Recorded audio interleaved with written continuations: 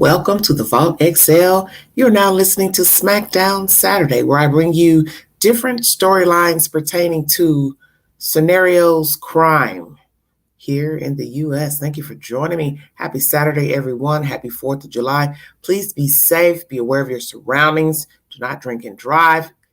Get an Uber, Lyft, designated driver, or just stay at home. Weekend movie suggestion, The Little Things, starring Denzel Washington and Jared Leto. Hello, Buffalo Mount. Thank you for joining me. Before I get started, I'm going to do a little sharing. Thank you all. Wait for a few people to fall into the chat. Amen. Thank you for your time. Like, share, subscribe, everybody. Welcome all new members, subs. Thank you all so much for your time.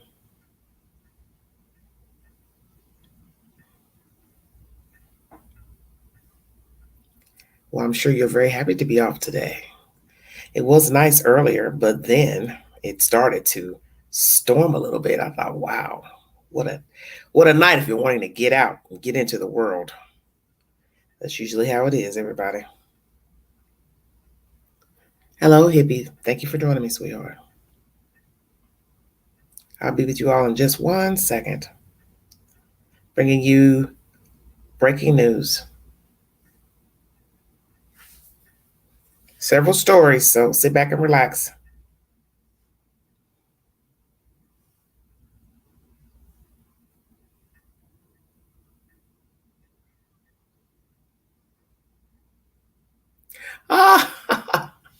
It's crossed my mind, Buffalo, but I don't want anyone to see what I look like without the makeup. I don't want to do it. I don't think so. But anyway, thank you so kindly, dear. Thank you for the compliment. Hello, Pentin. How are you, dear? We'll try to get to this business. First story is going to be pertaining to R. Kelly. I have several stories to bring you. So I'm going to try to keep this a brief live, but I've got several stories to bring to you and try to keep my commentary brief. This is an update pertaining to Robert Kelly.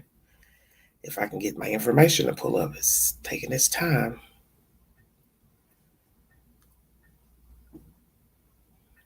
Hello, everybody in the chat and viewing audience. 10, not many people on. People are probably out and about. Brittany she's on vacation right now, enjoying herself and family. Wish I was where she was, honey. I'd be doing it up. What are you talking about? Oh, for some reason I can't get my content to load up. Okay, here we go. Got a lot of breaking news for you.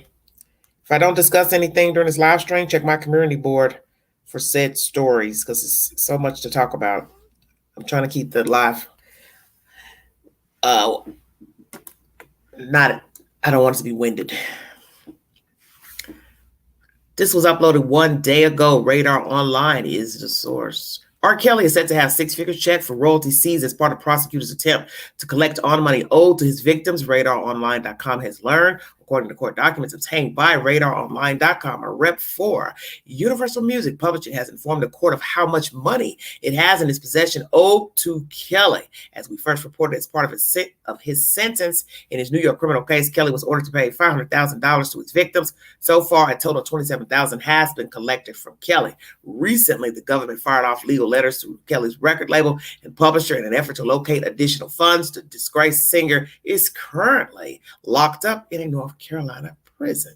In court, prosecutors demanded Sony Music Entertainment and Universal Music answer questions about Kelly's ongoing music royalties. In response, Universal Music said it had $567,444.19 in its possession owed to Kelly for music publishing royalties. The publisher noted that it anticipated Kelly will be owed future royalties. Of course, there are people who still listen to his music. After reading this article last night, I had on my mind Half on a Baby because I shared this content to another platform, and that's what my headliner was. He's paid now Half on a Baby. Shut your mouth.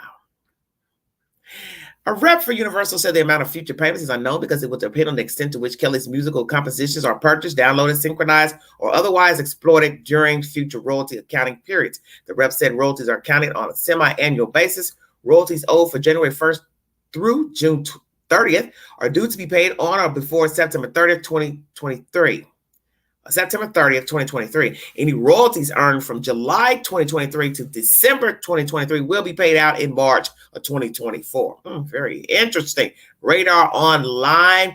So far, Mr. Kelly has amassed $567,444.19, and $27,000 has already been recouped from the disgraced singer. He is now in a North Carolina prison, and as most of you know, he's whining and complaining to another platform about his issues. They've talked to him via the jail, prison, however you want to word it, and he's upset about his health. He feels like he's being treated like a dog, so on and so forth. And as I said before in that last live stream, this is what you chose for yourself, Mr. Roberts, Sylvester Kelly. That is your choice, that you're in this situation.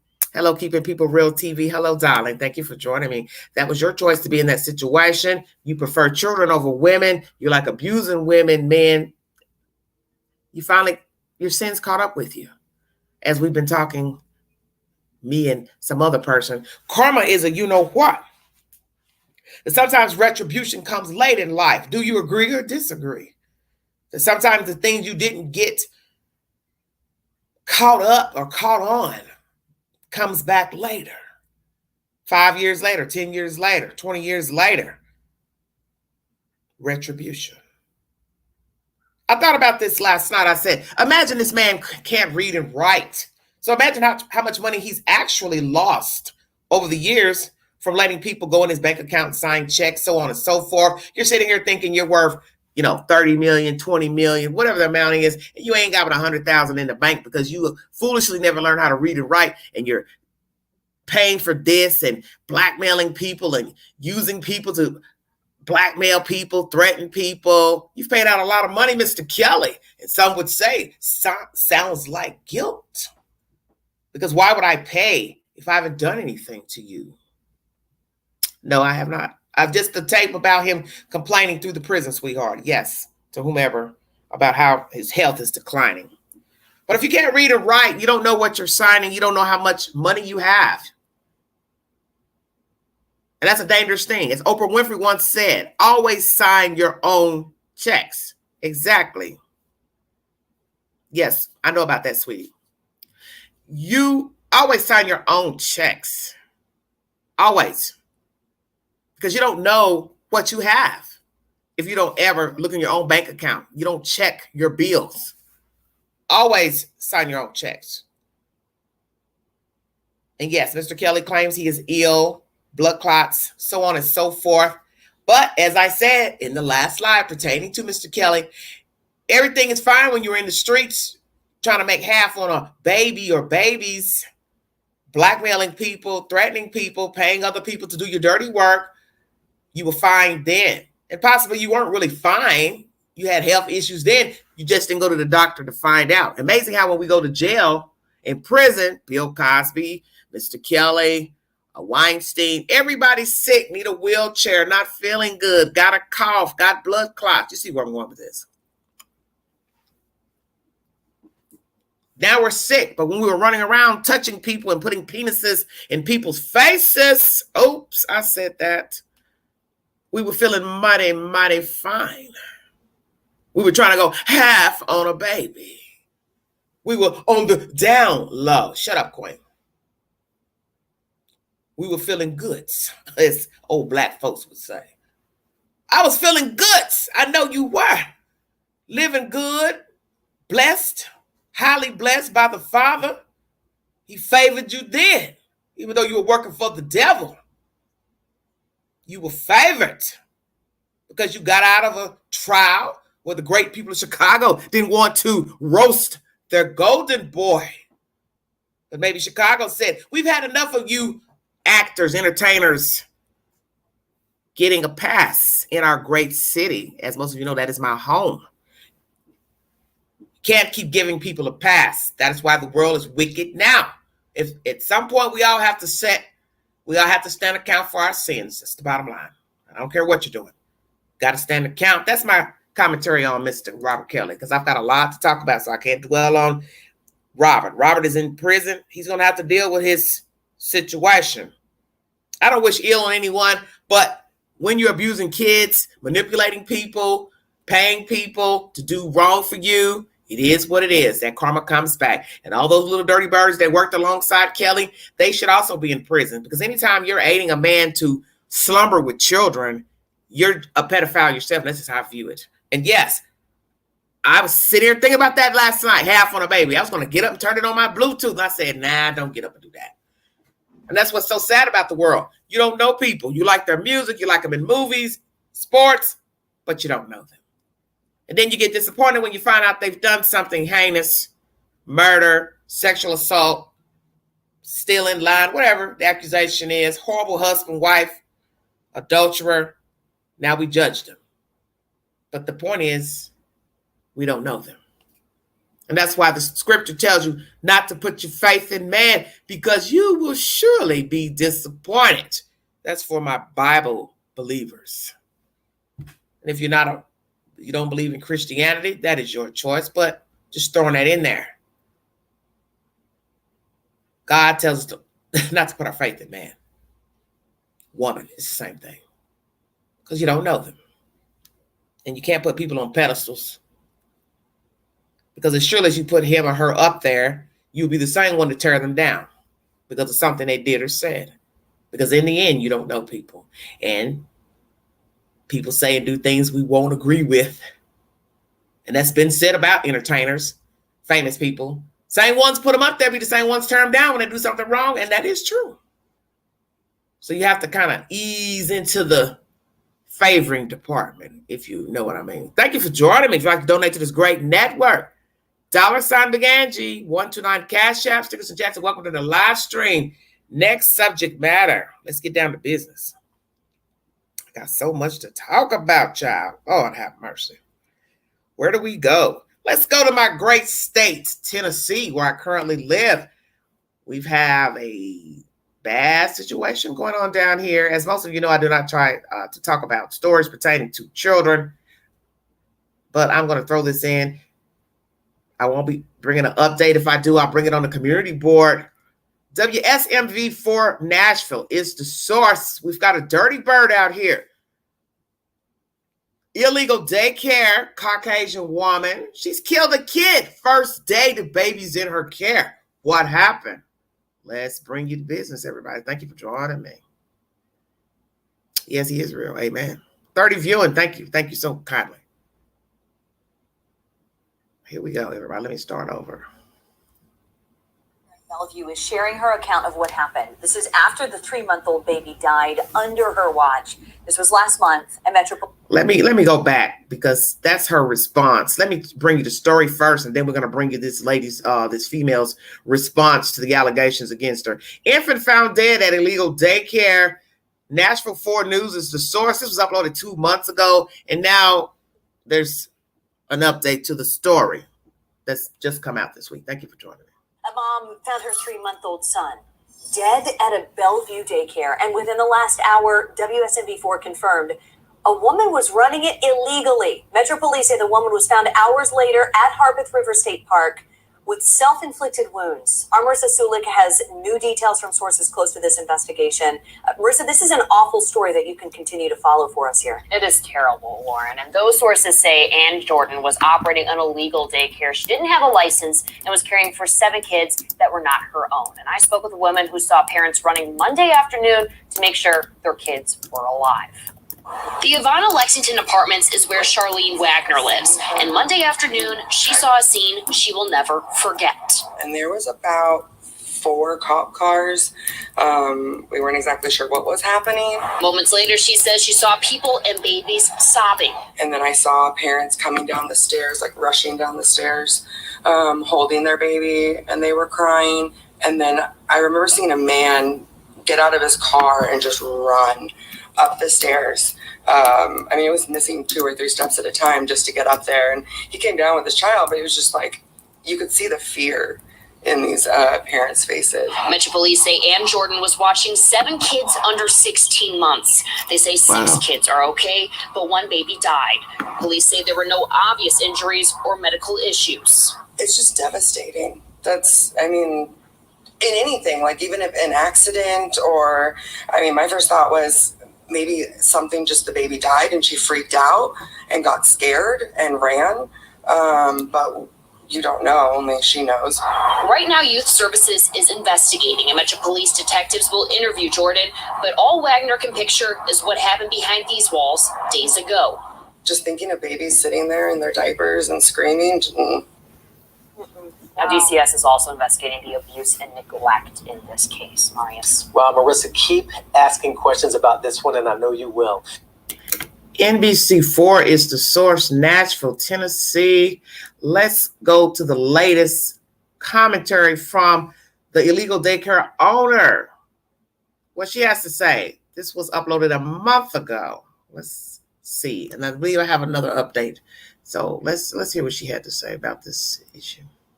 Bellevue is sharing her account of what happened. This is after the 3-month-old baby died under her watch. This was last month, and Metro Police say she also left 6 other kids alone for hours. Our Marissa Sulik has been on this story since the beginning. You actually found her side of the story in a Facebook post. Tell us what you found. Yeah, that's right, Lauren. That Facebook post was shared to me from a former friend of hers, and this is a pattern we continue to see from Ann Jordan. Now that she's been discharged from Vanderbilt University Medical Center, she continues to make Facebook posts about what happened.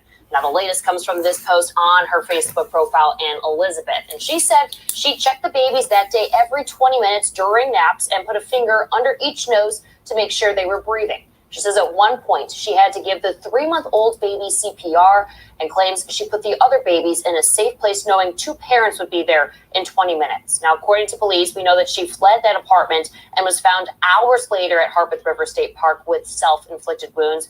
And she also states in that post, if he, the 3-month-old, couldn't be alive, I wasn't going to be either. Now, we reached out to Ann Jordan for comment and we're not able to get through. No charges have been filed against her yet, as police and the DA's office are still waiting for that 3-month-old autopsy. Tracy. Marissa Sulik, thank you so much for staying on. All right. Going to bring you an update pertaining to that as well. So that's commentary number 2, same source, NBC4. Let's dissect. Bunch of babies, illegal daycare, doesn't have a license, Caucasian female. 20 minutes, every 20 minutes she checked the children, their nose.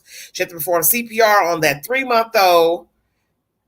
She put the kids in a safe place, allegedly, when she left out of the house, went somewhere to a park to inflict self-inflicted wounds, ended up going to a hospital probably for mental evaluation. How long was she in the hospital? What the hell is going on with this chick?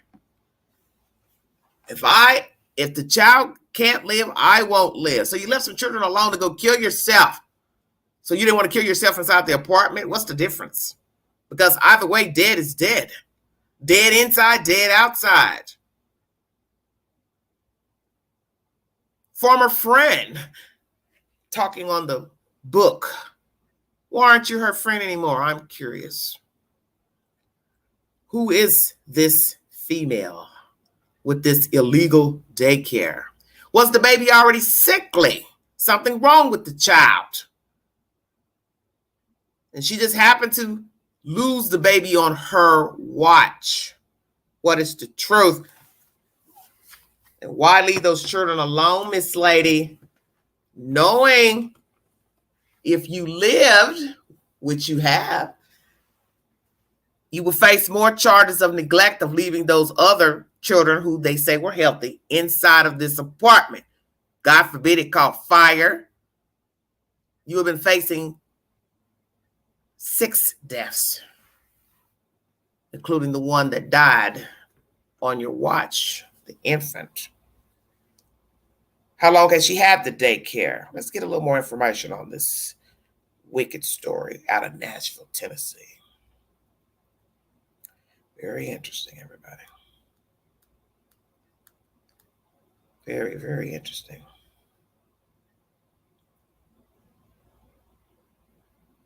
So the commentary I just brought you was uploaded 1 month ago and 2 months ago. The initial crime 2 months ago, her response via Facebook a month ago.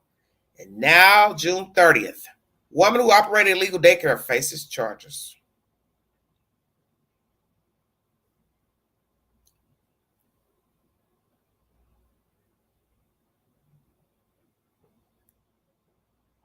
Is sitting in Davidson County Jail after leaving 6 babies unattended. We have covered this story really continuously, and Jordan was charged with 6 counts of child neglect. There could be more charges after a 3-month-old baby was also found dead under her watch that same day. WSMV's Marissa Sulik has followed this from the beginning. She found out today it was a 3-month-old first day at the daycare. A friend of the baby's parents says Jordan's at-home daycare was a temporary solution until they found a reputable licensed daycare somewhere else. They say Jordan came recommended by another friend who also used her briefly.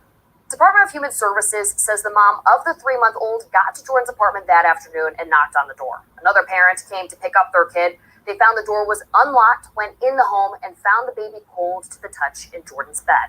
Metro Police say earlier Jordan found the baby unconscious in a bassinet, attempted CPR, and was unsuccessful. So she fled and attempted suicide. The district attorney's office says that this is still an open investigation and charges could be pending. They are still waiting for the baby's autopsy, and Jordan will be in court Monday morning for a hearing. We plan to be there. In Nashville, Marissa Sulek, WSMV4. June 30th, same source, WSMV4, NBC News. Why leave the children? You perform CPR, so you say. Will we find out that she didn't? She didn't perform it properly. What happened to the kid? Might get a minor citation for operating the illegal daycare, okay? I don't know if you've been warned before, but possibly no major charges. The problem is the dead kid and you leaving the other ones behind. That's your most serious charge. And God forbid if we find out you actually hurt the kid. Was the baby crying too much? What? Or as I said, the baby died natural causes. Is this an issue of the baby was already sickly when she got the kid? Because this was the baby's first time in her care. Let me make that clear. Baby's first time. She obviously was trusted. Friend of friends recommended this lady. Other children were there. Where she messed up was not calling 911. Perhaps she didn't call 911 because she figured, oh, they're going to find out. See all these kids here. It's illegal. I ain't supposed to have them. I don't have a license. But I'd rather take the charge for the illegal daycare, take a fine for that, versus leaving all the children there, including the dead kid. And we got to pray that you didn't kill the one that's already dead. Are you hearing me, dear? Why not face the charge? Just get a fine for running a legal daycare versus neglecting the damn kids in the house plus the dead one. You're not very bright. Now imagine what these parents are feeling. I've left my kid with this heifer.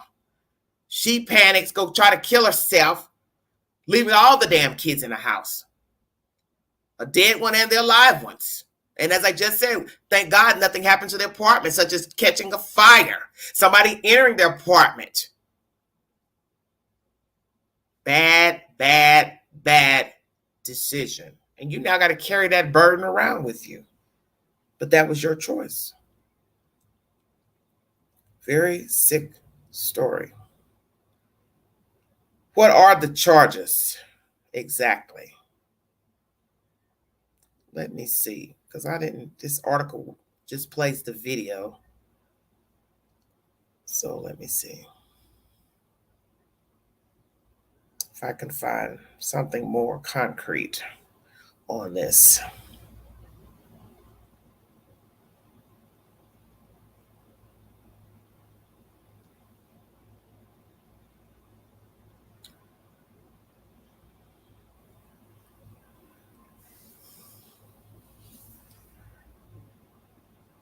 All right. Ann C. Jordan, 51, is in custody on 6 counts of child neglect in relation to the April 10th incident.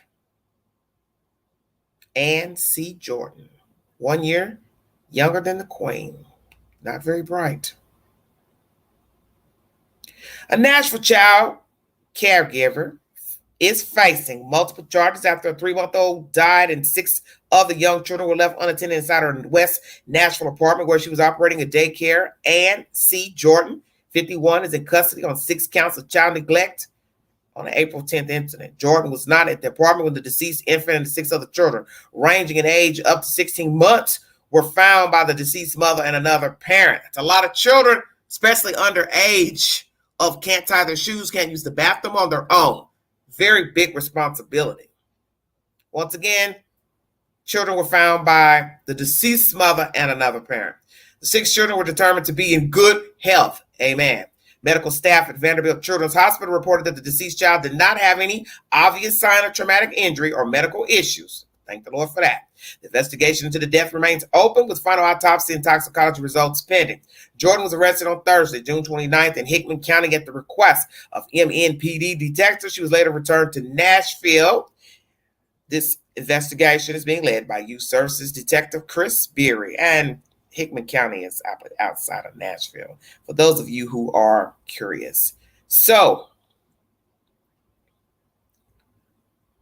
6 counts.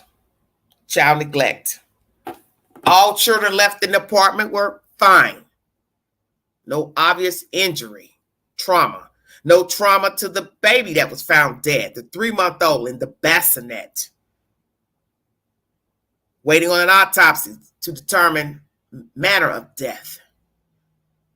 She said she tried CPR, left. Once she could not get the baby, I guess, to come to, she tries to kill herself. So what were her injuries? What type of weapon did she use? A knife, scissors, what? See, she could have faced just the illegal daycare.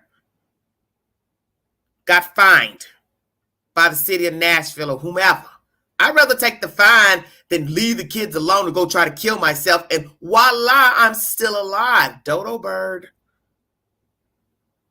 Now, some people may say, well, Angela, she was genuine. She felt bad. This baby's dead. She has illegal daycare. She knew what people were going to say and think about her. You're making a video about her, for God's sake. Yes, I am, because she decided to make the news. Not Angela's choice. How about that? Nobody told you to leave those kids. All you had to do was call 911. Hello, I'm keeping a kid. The baby's unresponsive. I've tried CPR. Please, I need an ambulance. And then they come, see the kid. Yes, notice you have more children there. And you just tell them, yes, I keep these children. Tell them how long. Notify the parents to please come get your baby. And then let the detectives do their work.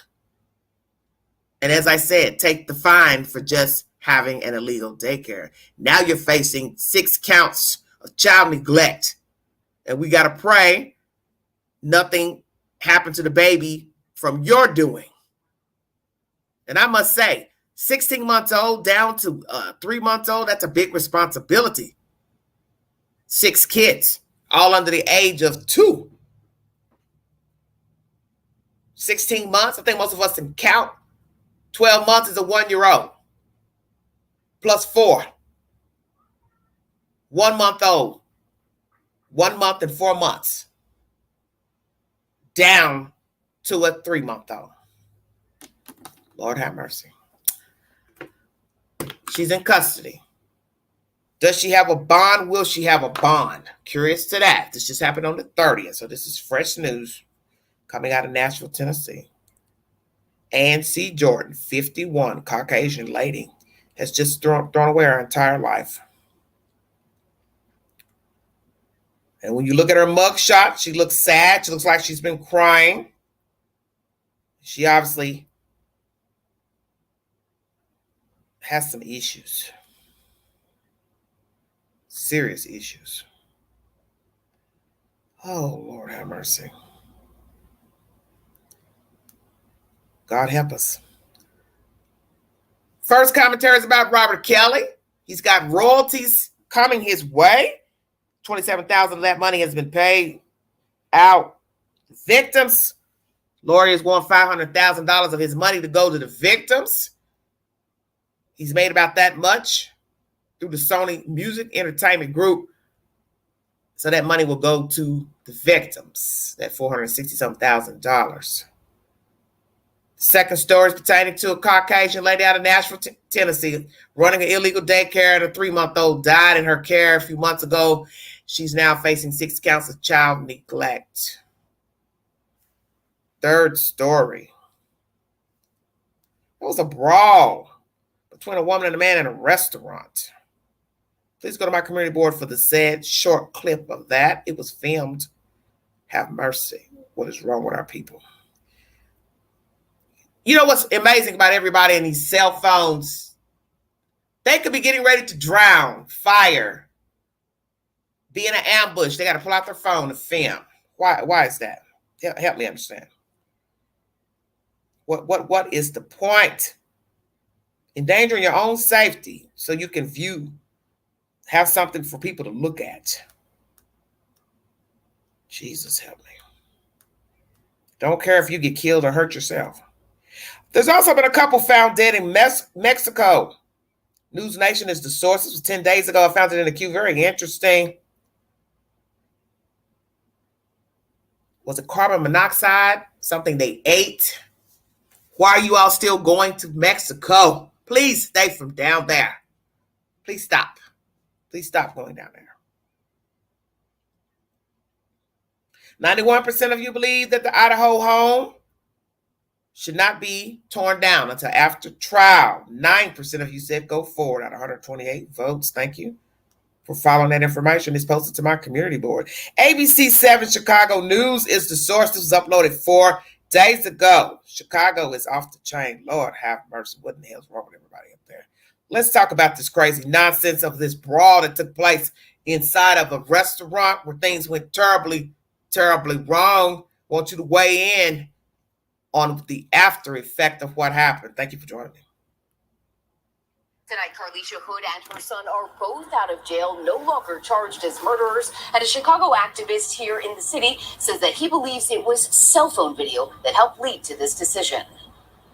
A violent fight turned deadly shooting at this far south side hot dog stand is now at the center of a Maxwell Street Express, hamburgers, hot dogs. Carlisha Hood, seen here in the pink dress, was standing in line late on Sunday, June 18th. She and a man began arguing. That's when they say Hood's 14-year-old son came into the restaurant. We blurred the boy's face because he's a juvenile who's no longer charged with any crime.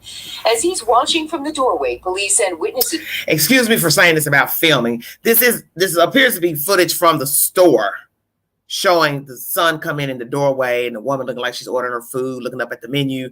But there are people who do like to film tragedies, people fighting, fussing, cussing, so on and so forth. So excuse the discrepancy. This is footage obviously from inside of the business. Say the man arguing with his mother, identified as Jeremy Brown, repeatedly punches Carlisha Hood in the head. The violent attack was captured on this cell phone video, which was shared on social media. Okay, well, they did film it. I'm sorry. That's what I thought.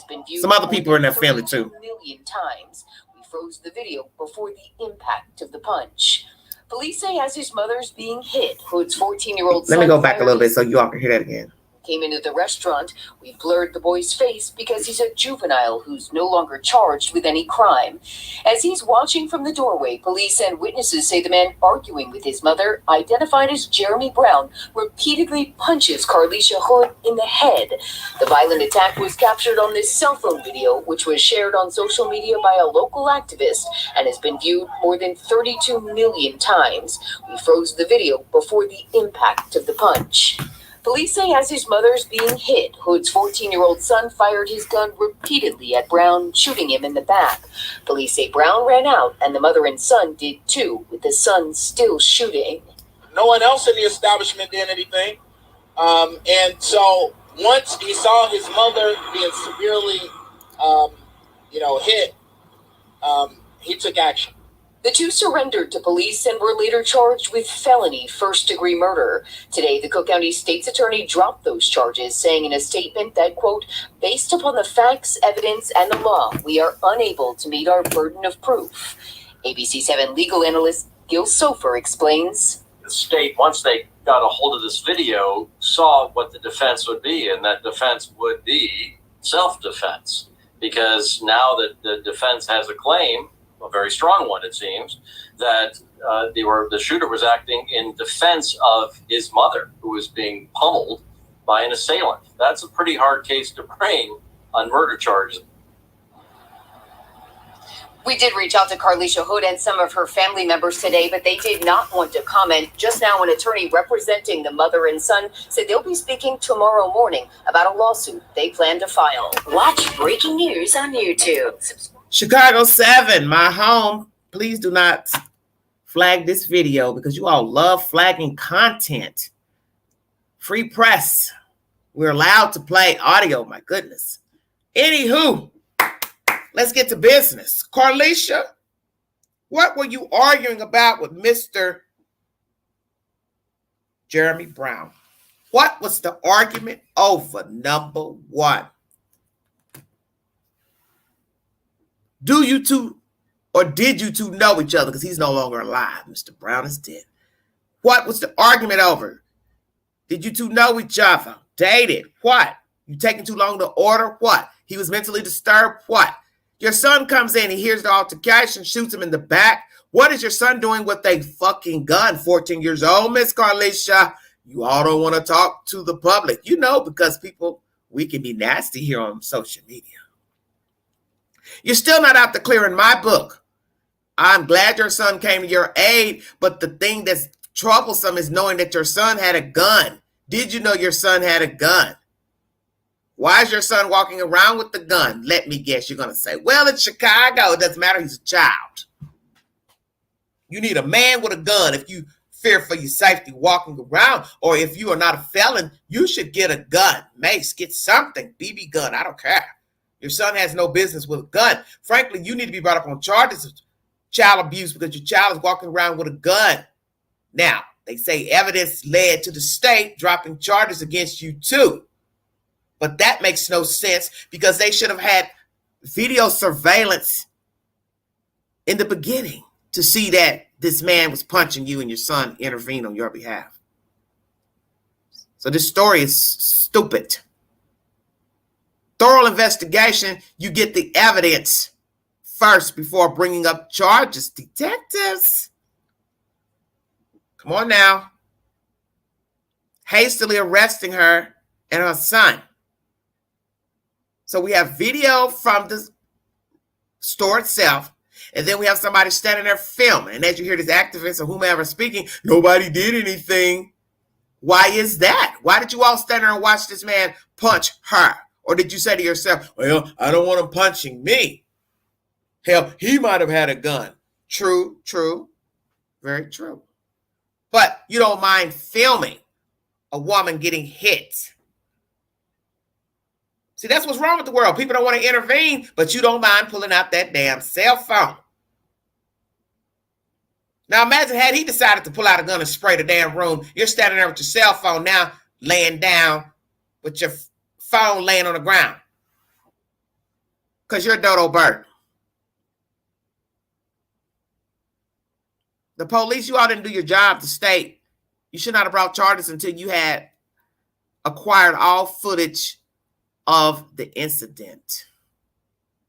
So the charges have been dropped against the woman and her son. But where I have the problem is the fact that her son was walking around with a damn gun in the first place. Carlisha, why did your son have a gun, dear? Has he always carried a gun? And that's probably a stupid question I'm asking because he's only 14. So let's say how far back we're going to go with him carrying a gun. Has he been in trouble with the law? School? Does he go to school? Does he do well in school? Does he carry a gun in school? Ding, ding, ding, ding, ding. Has he shot anybody else besides Jeremy Brown? And what the hell was going on with you and Jeremy that you all are duking it out in the damn hot dog stand? They must make some mean hamburgers, y'all in there arguing over that damn to-go food. I said that. What was the disagreement about? Do you know the victim, ma'am? Is this something that was personal? You said something here, did something. You went back and I don't know because we know, even though this is a major city, people frequent the same places. They know of people Is this something personal, some words spoke between you and somebody he knows, another woman situation, love triangle, or he was just ignorant and nasty mouth? Was he in there cussing? Is it because you took too long trying to order? Because we see you looking up at the menu. Was this your first time in this establishment? You didn't know what to order. You were taking too long. What the hell was going on up in there? And why is your 14-year-old carrying a weapon? That's my conversation.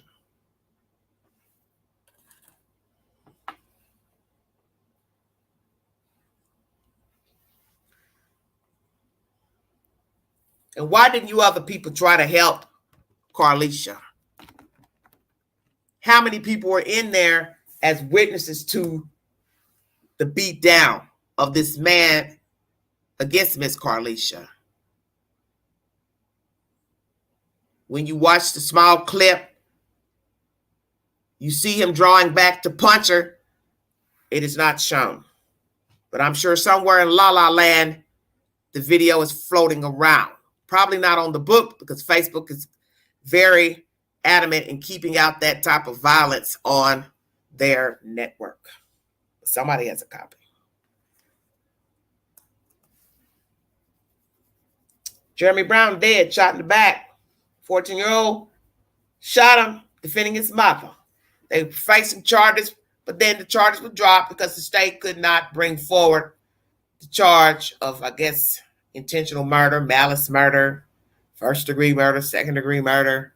Once they saw the video that this man was punching the mom and the son defended her. But the problem is that a 14-year-old had a weapon and had no business with a weapon. So, Carlisha, you may not be out of the clear with the state Chicago Children's Services, because now we have to ask, did you know your son carried a weapon? Has your son been in trouble before? What type of disposition does this 14-year-old have?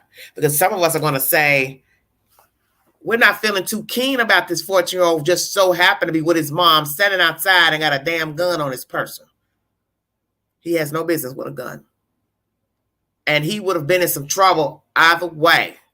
You being beat up, Shamika Pookie being beat up, he ain't going to have no problem with ding, ding, ding, pulling the gun out. Stay woke, everybody. That's the point of this story.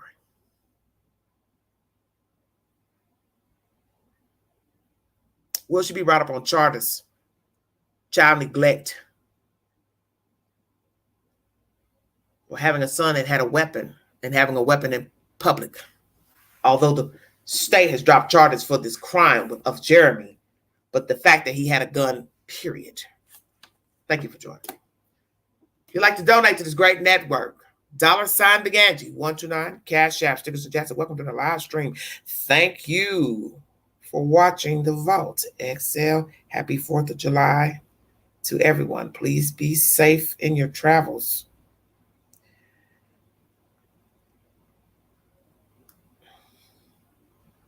This content was uploaded 3 weeks ago. WSA 9 is the source. You're going to like this one. This one's a doozy. Smackdown Saturday. Join the conversation, everybody.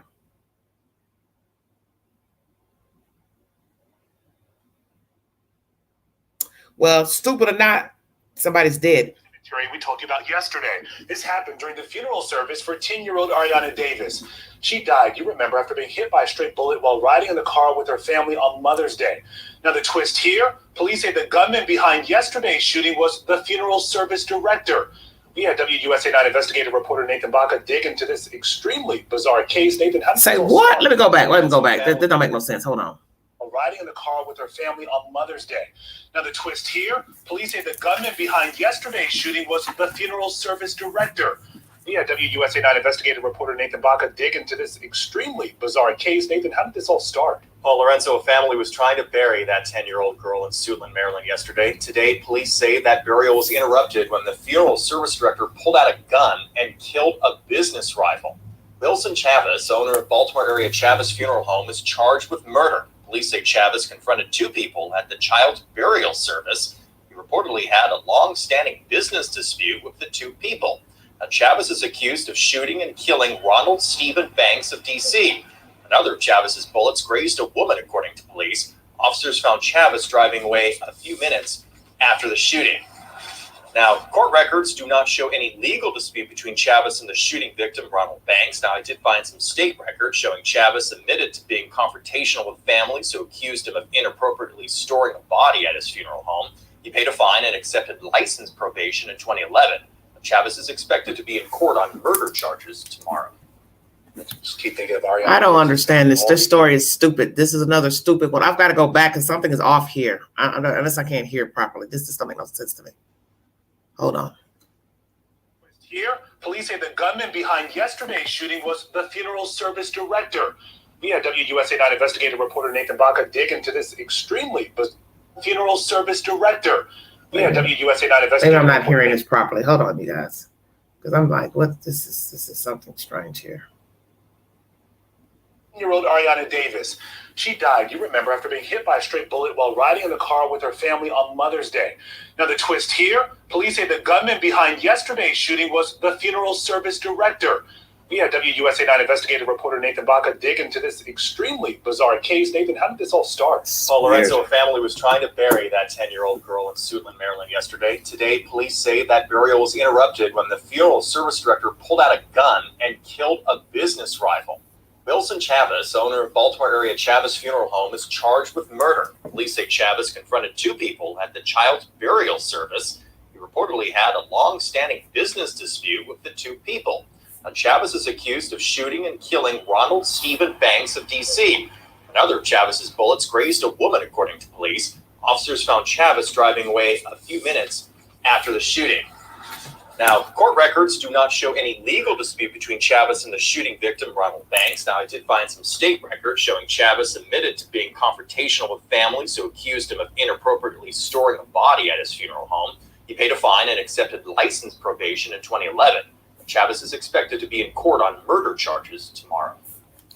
Just keep thinking of Ariana. All right, everybody. I had to re-listen because I almost thought they were trying to say he was the one that shot the little girl. I misunderstood that. Let me read you more information about this weird story. WUSA 9 is the source of that information. Let's do a little digging pertaining to this story. Thank you all so much for joining me. It's very wicked. Lord help these people. Every day is something, dear God help me.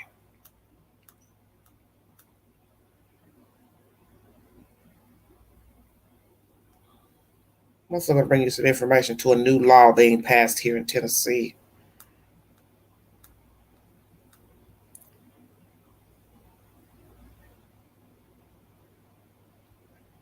Oh, I just played that. I'm trying to find the article. Hold on. Well, this is a YouTube short's been made about this story. Funeral director shoots and kills pallbearer at cemetery after fight with pastor at cemetery. This is in the YouTube queue. The incident happening Tuesday. His family gathered to lay Ariana Davis to rest. 10-year-old girl struck by a stray bullet on Mother's Day in Northeast D.C. Investigators say 48-year-old Wilson Chavez, who was performing the service, had a confrontation with two men affiliated with another funeral service company. Police say there's a long-standing dispute between the two companies. At the gravesite, Chavez allegedly pushed the pastor and said, "This ain't your effing funeral home." According to the statement of probable cause, court documents indicate that stepped in and tried to stop the conflict. Chavez tripped and then shot and killed one of the pallbearers, 30-year-old Ronald Banks. Chavez allegedly fired again, grazing a woman who was in attendance. Police say Chavez drove away in his car and was taken into custody during a traffic stop a short time later. This is a stupid story here.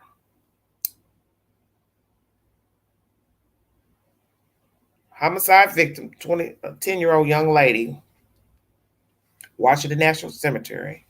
The incident happened on Tuesday while they laying Miss Davis to rest. The girl was struck by a stray bullet on Mother's Day. Investigators say 48-year-old Wilson Chavez, who was performing the service, had a confrontation with two men affiliated with another funeral service company. Police say there's a long-standing dispute between the two companies. At the gravesite, Chavez allegedly pushed the pastor and said, "This ain't your effing funeral home."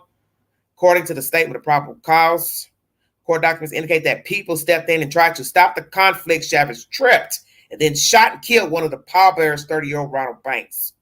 Chavez allegedly fired again, grazing a woman who was in attendance. Police say Chavez drove away in his car, was taken into custody, blah, blah, blah. That's in the YouTube queue, if you are curious. What in the world is going on with these people? There's another story I want to bring you all to. I got so many stories to bring you. Oh, Lord have mercy.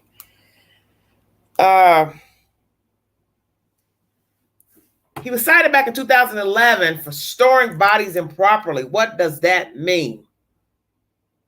Got a license, probation. It's now 2023. Confronted two people. A pastor pushed a pastor. What type of person are you? As somebody was saying on the comments in that short in YouTube, on YouTube. Looks like he makes his own clients, if you get what I'm saying. There's nothing wrong with wearing dreadlocks. I like men that wear dreadlocks, but he doesn't look professional, possibly to some people. See, appearance is everything. Then you have a gun on you. Why do you have a gun at a gravesite? To bury a 10-year-old girl. This isn't like it's gang related, is it? Or a gang dispute. I can see maybe having a gun.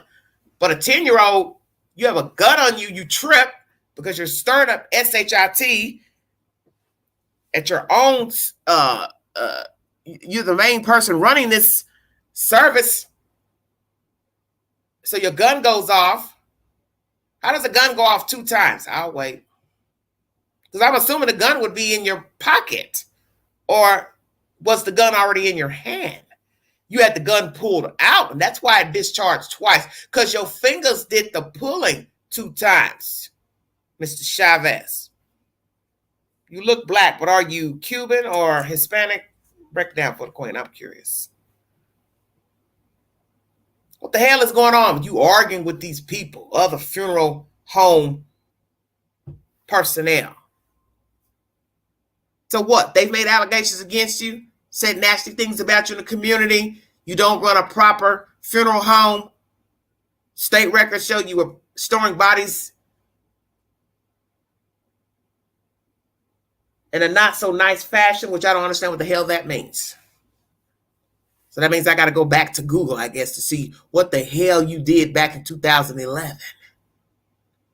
So maybe you have a bad reputation. Is it a matter that these people get more clientele, more bodies than you get?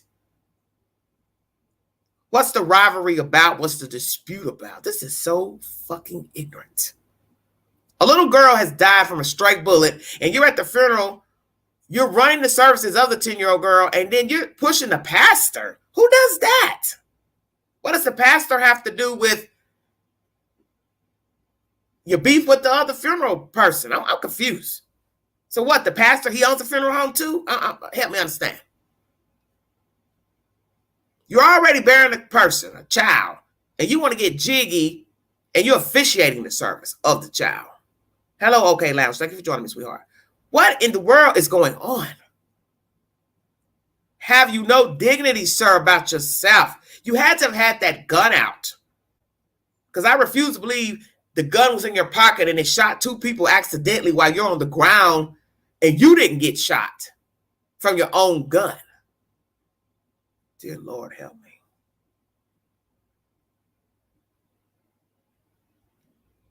And Mr. Banks is no longer alive. So now another person has to be buried from foolishness. Imagine that. A funeral director is supposed to be aiding a family to put their loved one away peacefully, properly. And he's showing out at a gravesite over some nonsense that I don't know anything about. And he allegedly shoots somebody there at the services. And they're dead. And this is all about some rivalry business that I don't understand. So as I said on that YouTube short, is this a matter of people still having their feet in the street? Are you all legit? Are you hustlers? What are we talking about here? Because, you know, sometimes people will have legitimate businesses, but the business came from dirty money. I'm just saying. So what the hell are you mad at these people about? You know your spirit ain't right no way. You pushing a pastor. Get out of the way. This is my place. Ain't that what you told him? This ain't your effort. Oh my goodness. The devil had you. Did you not hear what I said? The devil had you. This ain't your effing funeral. Because he getting ready to officiate another funeral. Because you done shot the damn boy at the little girl's gravesite. Lord, honey. Ooh, Satan is real. You can't make this stuff up. People are mourning a child shot by a stray bullet. And the officiant is shooting folks at the services that he's officiating. Now you're facing a murder charge of a 30-year-old man for nothing. Because they didn't go into details about what the hell you arguing with these other people about. Rivalry, funeral home, officiants. What the hell y'all got going on up there in D.C.? Worth arguing over. That's what I'm trying to understand. In a public place at that. Y'all couldn't take it to the street? You gonna take it over a dead girl? Hell, let's all just jump in the casket with the 10-year-old. That's where the hell we all going anyway. Yeah, street people. As some people said, he looked like he got street in him. He picks his clientele. You damn Skippy. And the fact that you had a citation back in 2011 for not storing bodies properly, I'd like to know what the hell does that mean? Not storing them properly, such as what? You don't embalm them? What? Hanky-panky with the dead? What are we talking about? Oh, I got one. Everybody listening? The people are supposed to be embalmed and you ain't, not embalmed, but what do you call it? When you put them in the little oven. Incinerator. Because we've learned about a person down in Georgia who was supposed to be incinerating the bodies and he ended up just throwing them in back there on his property. That wouldn't be something you were doing. Was it, sir? Cremated. Yes, thank you, sweetheart. Are we talking about a man who's supposed to be cremating bodies, but instead was stacking them up back there in the back room and somebody got wind of the information? Or you weren't properly embalming your clients and they didn't look too nice when it was time to dress them for services. And now you've murdered somebody at a ceremony. You can't make this up. Prayers to the decedent's family. Now people are going to sue. The family's going to sue you for showing out at their child's burial. The woman who was grazed that you shot, she going to sue the funeral home. Hello. Anybody that had a heart attack, stroke, they're going to sue you. So much for the funeral home business. Wow. Lord have mercy. We have a new law in Tennessee that was just passed, which is craziest thing I've ever heard. I'm going to read it to you. Then I'm going to bring you another story that's crazy too. Lord have mercy, help us. I got all kind of juicy stuff to talk about today.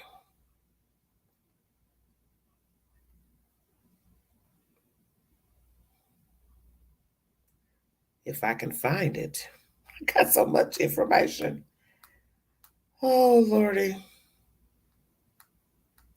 Just bear with me, everybody. Bear with me.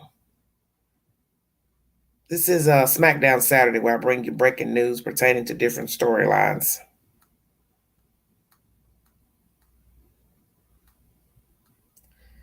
Oh, and I can't find it now. This is what happens. I store so much information in another place. I have to try to keep up with all these stories because they're starting to make my head hurt.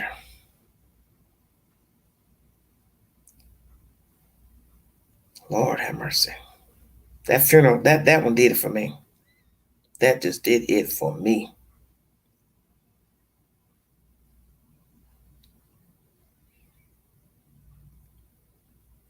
R. Kelly got to pay his victims royalties that he has amassed from Sony Music Group. Illegal daycare ran out of Nashville by a Caucasian woman. She's been held on 6 counts of child neglect. One baby died in her care. No obvious trauma to the child, but an autopsy has been, we're waiting for the autopsy. Here's a new law here in Tennessee. Weigh in. WKRN News 2 is the source. It's a very weird law. Beneficial to some degree, but still strange. We'll talk about it. Thank you, Raymond Girl. Thank you all for joining, new visitors. Thank you all so much. State laws, the penalty for strangulation will be much harsher. As News 2's Adam Mintzer reports, a series of new laws will go into effect tomorrow, one of which puts domestic assailants and human traffickers behind bars longer. It's a deadly act, and in a couple hours, it'll be treated as one. It's not a red flag. It is practicing to kill. On July 1st, the penalties for domestic assault involving strangulation or attempted strangulation go up. It'll be a 30-day minimum sentence. And if a victim loses consciousness, they can face a first-degree murder charge or an attempted second-degree murder charge, rather than aggravated assault. Metro Office of Family Safety employees like Heather Herman helped craft the law. One of the big things we hear is it happens all the time. It happens almost every time we get into a fight, every time there's a violent incident. Herman says the definition of strangulation in Tennessee is more broad than people may think. Somebody has, wrapped an arm around your neck. If somebody has yanked on a scarf and it's made it hard for you to breathe or cut off your breathing, you may not say, oh yeah, I've been strangled, right? But it has the same medical risks. Those medical risks are extensive. Strangulation can cause strokes. Strangulation can cause miscarriages. It can cause brain damage. That's why Herman is glad. The law also includes increased penalties for strangling a pregnant woman. And we started noticing a pattern that in pregnancy, women were reporting being strangled to unconsciousness, passing out, and worrying if the fall had harmed the unborn child. She says the office sees hundreds of domestic assault victims a year, and half involve strangulation. So Herman hopes this law isn't just a deterrent. Being able to tell the victims, to point to a law and say, this person, by our law, attempted to kill you. So maybe strangulations can be stopped and victims can heal. In Nashville, Adam Mintzer, News 2. If you or someone you know is experiencing domestic violence, or if you're unsure about whether your situation is domestic violence, please speak to an advocate at the Family Safety Center. To speak with someone on a 24-hour hotline, you can contact the YWCA Domestic Violence Hotline. Both of those phone numbers are on your screen right now. WKRN News 2 is the source. Thank you for joining me. If you are a victim of domestic violence, you can dial 1-800-334-4628. Let's chop up this information. On July 1st, punishment for domestic assault involving strangulation in Tennessee is set to increase. SB 0213/HB0248 establishes a 30-day minimum sentence for attempted strangulation or domestic assault involving strangulation. In addition, if the victim loses consciousness, the assailant can face a first-degree murder charge or attempted second-degree murder charge rather than aggravated assault. It's not a red flag. It is practicing to kill, said Metro Nashville Police, Nashville Office of Family Safety's Heather Herman about strangulation. Herman said of the hundreds, if not thousands of domestic violence victims they see each year, about 50% have been strangled. We hear it happens all the time. It happens almost every time we get into a fight. Every time there's a violent incident, we hear a lot of people say, my perpetrators have strangled me repeatedly over and over until I lost consciousness. We hear a lot of people say, I'm not sure. I know that I passed out. I know that I saw myself, which often happens with unconsciousness, but I don't remember what happened. She said she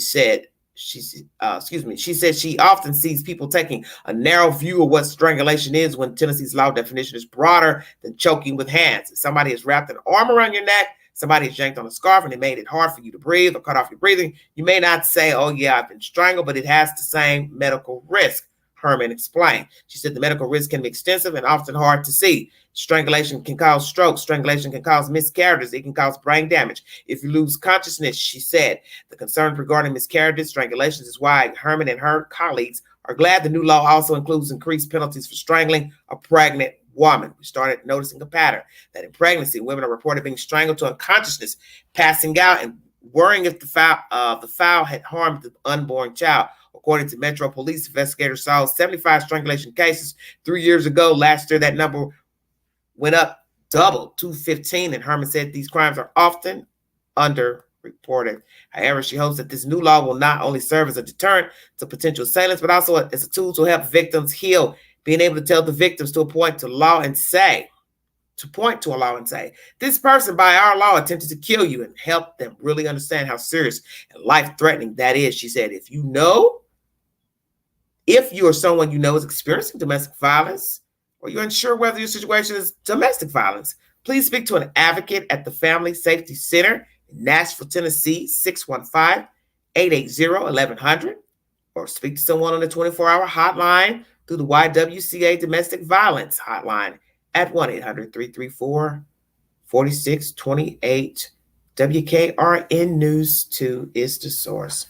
So, a minimum of 30 days if a male has strangled a woman. Where I have the problem with this is what the hell is 30 days? You hear this woman saying it's practicing to kill. Do you agree or disagree? How many of you women have been strangled? Were there any side effects? So we have to talk about that as well. The side effects, stroke, brain damage. And if it's brain damage, there's no speaking or talking now, is there? You could have a stroke and not be able to speak, depending on the severity of the stroke. So then one could say, there's your attempted murder charge there. Once a person is brain dead, can't talk, can't move, can't walk, there's your attempted murder or murder charge. I think it's interesting to ante it up. If they pass out, then it can be attempted murder or murder. Very interesting. Practicing to kill, strangling a woman. More women being strangled that are pregnant. Why is that? A deterrent. By getting this minimum 30 days, if you are a man, or I guess a woman too, you can have same-sex relationships, strangling your significant other or whomever, 30 days. Well, let's think about that for a minute. I don't really care about them anyway. That's why I'm strangling them. Hello? So I don't care about the 30 days, and I ain't going to care about attempted murder charge or murder charge. Because that's the purpose of strangling, I would think. Now, could some of them apologize after the fact of her passing out and or dying? Could be, but it's too late. Because that's the whole point of doing anything. You can't take it back.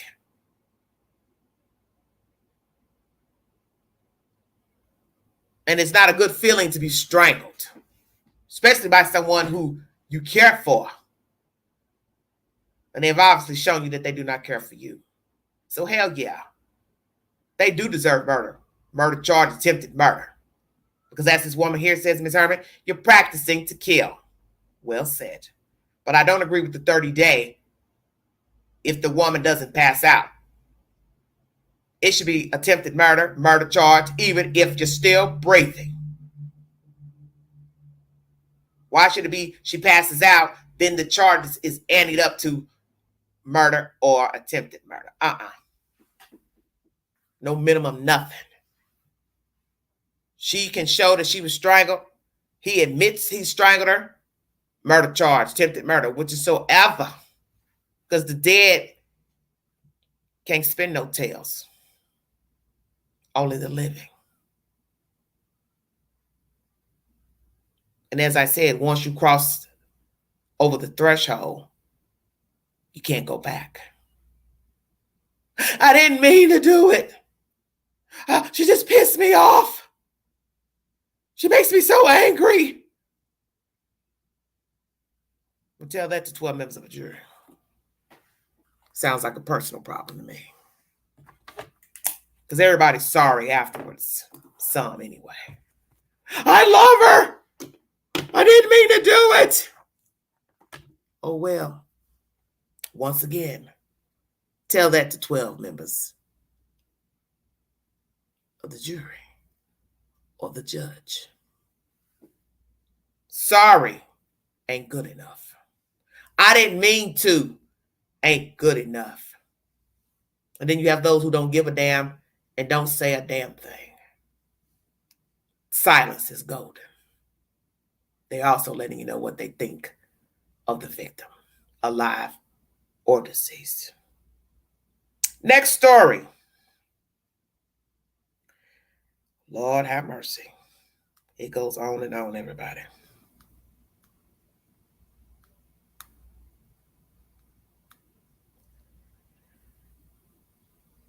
Crazy story about potty training. You're not going to believe this story. Bringing you breaking news from around the United States. USA Today is the source. A police officer jailed a 3-year-old for potty training trouble. He's under investigation. As he should be. And the school, they're foul as well.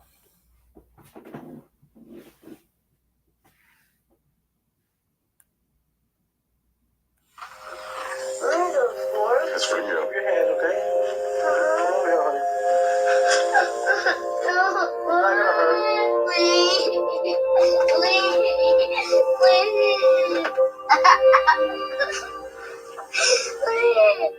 Please just let me go. No, help me. Please. She was just not the little girl that we had before. She was no longer Kaya.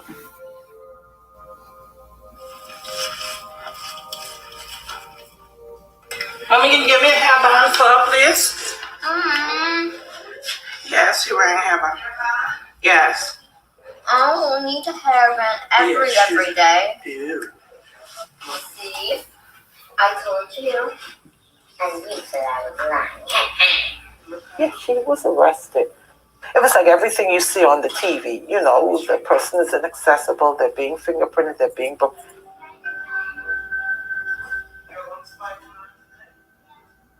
At the juvenile center, there were like 3 or 4 people who came into the room behind her. 2 of the ladies were in tears. The gentleman, you could see that he was emotionally affected. After we had completed this charge and release process, they spoke to us, and the lady told us in 20 years there, she's never had a 6-year-old. The youngest I've ever arrested was 7. 7 is the youngest. She's 8, isn't she? She's 6. Now she has broken the record. She broke the record.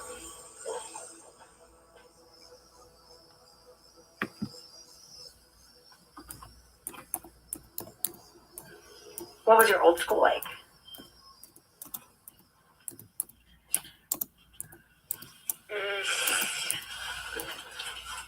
I didn't like it. No. Well, I liked it, but something happened. Do you want to tell me what happened? I got handcuffed. How did that feel? Bad. Yeah, we talk about our kids being criminalized, but then to have that actually happen to my family, like my son, like it hit home in a different way. You know what I mean? And then it's not just my son. Once we did the research and starting to find out, there's all these kids, black and brown kids, who are being handcuffed in elementary school.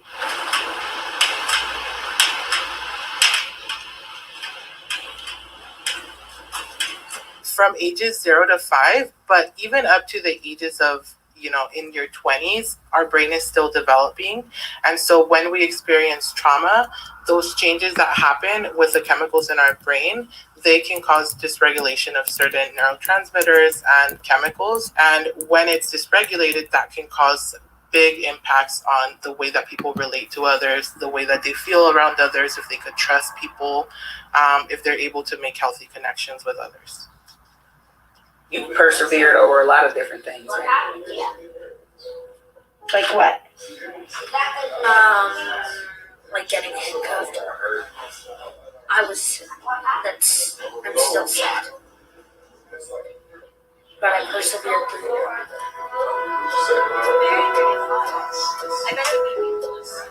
I think the relationship with me and Kaya was formed on that day she was born, when I made a promise to God. And I felt like I failed her. Then once I got myself on track, I realized that we had a little girl that we didn't know anymore. So now it gave me something to focus on other than my feeling guilty, because then we could focus on Kaya's recovery. Mommy, I'm excited to see my dressy. You're excited? Mm-hmm. Did they show it to you? I'm just excited to see it. We have a special guest here today, and she goes by Princess Kaya. So if we could welcome Princess Kaya, come on out. Whoa. Wow. We love you here at Princess for a Day, Kaya, okay? Keep being the princess that you are, sweetheart. All right? Okay. All right, everybody. USA Today is the source. A 3.5-year-old child having difficulty getting potty trained was brought to Florida Public Safety Department on successive days last October and placed in jail. A high-ranking officer told a caseworker during an interview. On the second occasion, October 6, 2022, the child was also handcuffed. He was crying. I was getting the response I expected from him. Lieutenant Michael Schoenbrod told the Department of Children and Families caseworker. Body cam footage from a Volusia County Sheriff's Office deputy shows the boy promised to never again poop his pants, Schoenbrod said in the interview.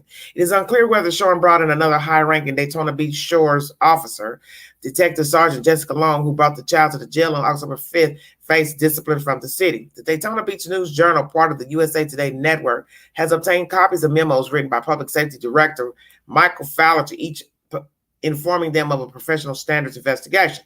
But the results of any such investigation have not yet been made public, Fowler said in an email Tuesday. He is consulting with the city attorney before commenting. Okay. And the actual records cannot be released because they have been sealed by a judge, city clerk Sherry Schwab said in an email Friday. The case Schwab cited lists Schoenbrod et al. As plaintiffs and the state attorney's office et al. As defendants, but is inaccessible to the public. It is dated March 24th. The second separate case was filed by Schoenbrod and Long against R.J. Larizza. The state attorney was filed May 18th. More information is accessible about this case, but the initial filing and several subsequent motions are marked as confidential. In that May 18th filing, Schoenbrod and Long petitioned the court for a writ of mandamus, essentially legalist that means they are asking the judge to impose an order on Larizza. What kind of order? That is unknown. Further complicating matters, Mark Weinberg, court administrator for the 7th Judicial Circuit, wrote in an email Monday the judge to whom the two civil cases are assigned, Circuit Judge Mary Jolly, has not sealed them. Antonio James, an attorney with the Volusia County Clerks of Court Office, wrote in an email that the cases are confidential due to motions for confidentiality filed within the cases. He cited rules that govern court records, which he said are separate from Florida public records law and case law dictating clerks must treat such motions as confidential pending the court's ruling. A public records advocate challenged the city officials' assertion that the motion for confidentiality precludes them from making the internal affairs documents public. A pending motion to determine confidentiality of court records does not have any impact on the city's IA, Internal Affairs Investigation. Michael Barfield, Director of Public Access Initiatives for the Florida Center for Government Accountability, wrote in an email Tuesday, a party cannot make a record that is subject to production under Chapter 119 the state public records law, confidential by merely filing a lawsuit requesting confidentiality and then not setting a hearing on the motion. Barfield wrote that he believes the clerk's attorney in keeping court records filed by Sean Broad and Long confidential is being cautious, acknowledging the rule requiring the clerk to accept the request for confidentiality until the judge rules on the motion. God, I'm getting a headache reading this. However, that doesn't make what the petitioner is doing legally correct.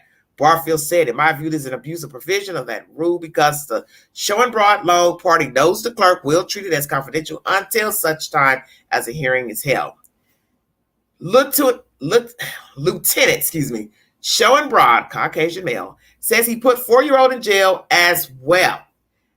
And I'm thinking that is a commentary you just heard, besides that legal stuff I just read. Sean Broad and Long live together and have a child together. Neither they nor their attorney, Michael Lambert, responded to the request for comment.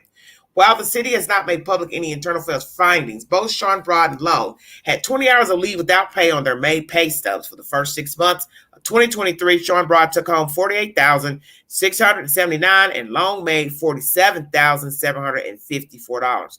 Sean Broad told the caseworker he had used the put a child in jail technique before. Approximately 9 years earlier, he said a 4-year-old boy misbehaving at preschool was similarly disciplined. Sean Broad said he had asked the boy whether he had hit a girl, and the boy said yes. So Sean Broad then told the boy he puts people in jail when they hit other people. I took him to jail. He sat there, and I watched him. He was crying, everything. And to this day, if you mention like that incident, he's just like, I would never do that again.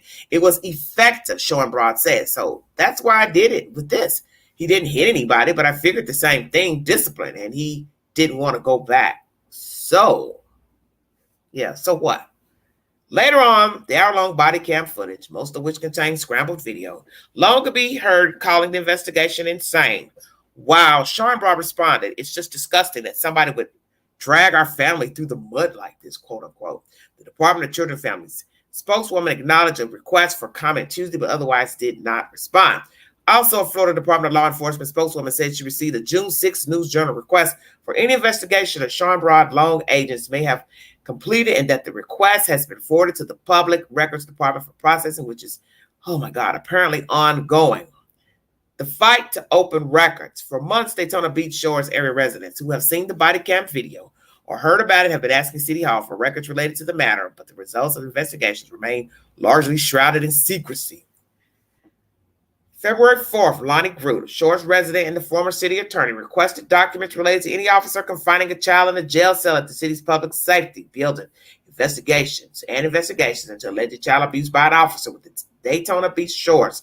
He has continued questioning the lack of transparency, including the fact that if the city was indeed party to a legal petition in order to keep records of the internal affairs investigation secret, why the city commission hasn't discussed the matter in a public meeting. This whole matter just does not pass the basic smell test from a transparency and governmental openness perspective, Group wrote Daytona Beach Shore City Attorney Becky Vos.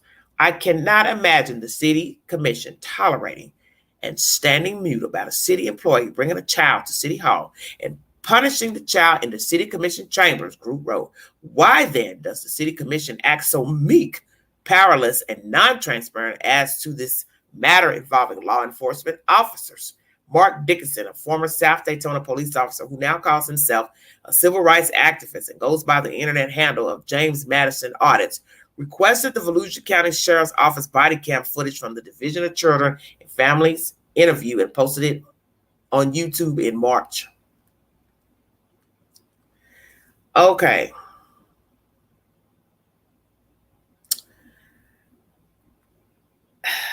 When he requested the findings of the professional standards investigation against Sean Broad and Long, Dickinson said he was sent an estimate of $3,398.40, approximately 40 hours of work at $84.96 per hour, to review and redact the materials. It's a severe matter of public interest.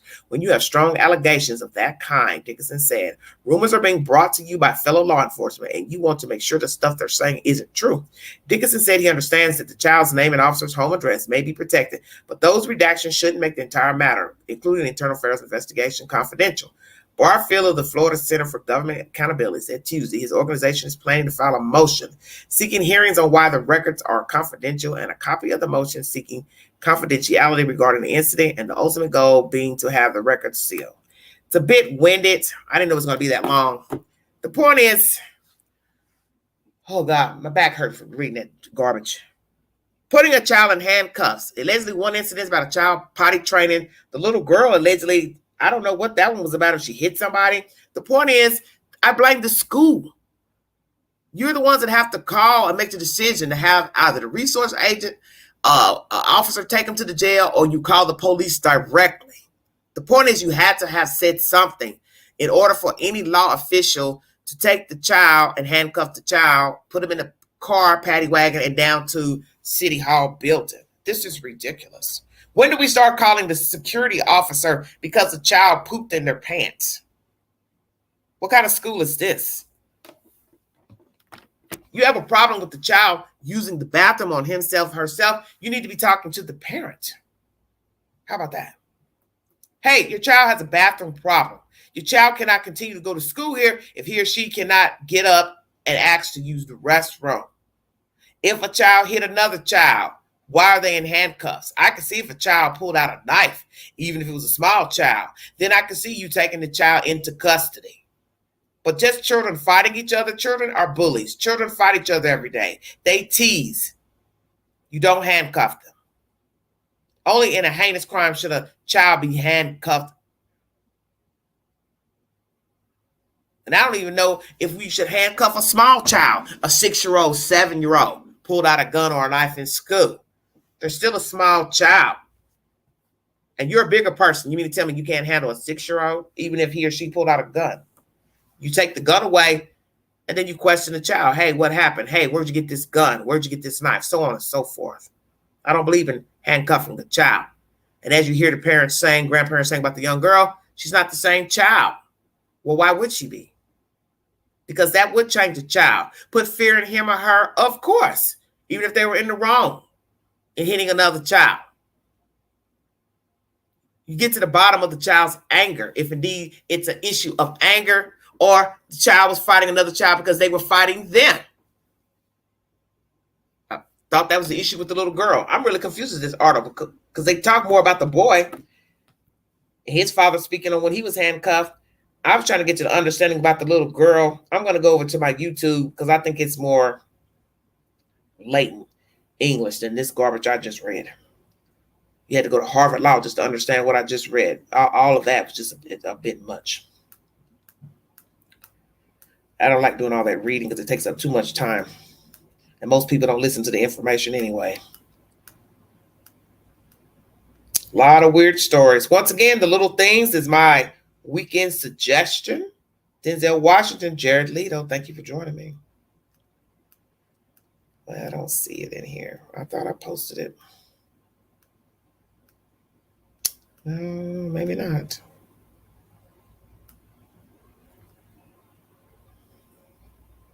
I'm always posting so much information.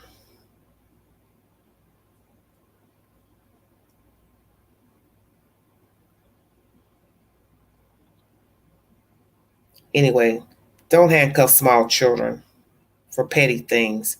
Never heard of anybody calling the police because a child used the restroom on himself or herself, or a child got in an altercation with another child, defending himself or deliberately hitting another child. This is heinous behavior. My last story that I believe it's going to be my last story.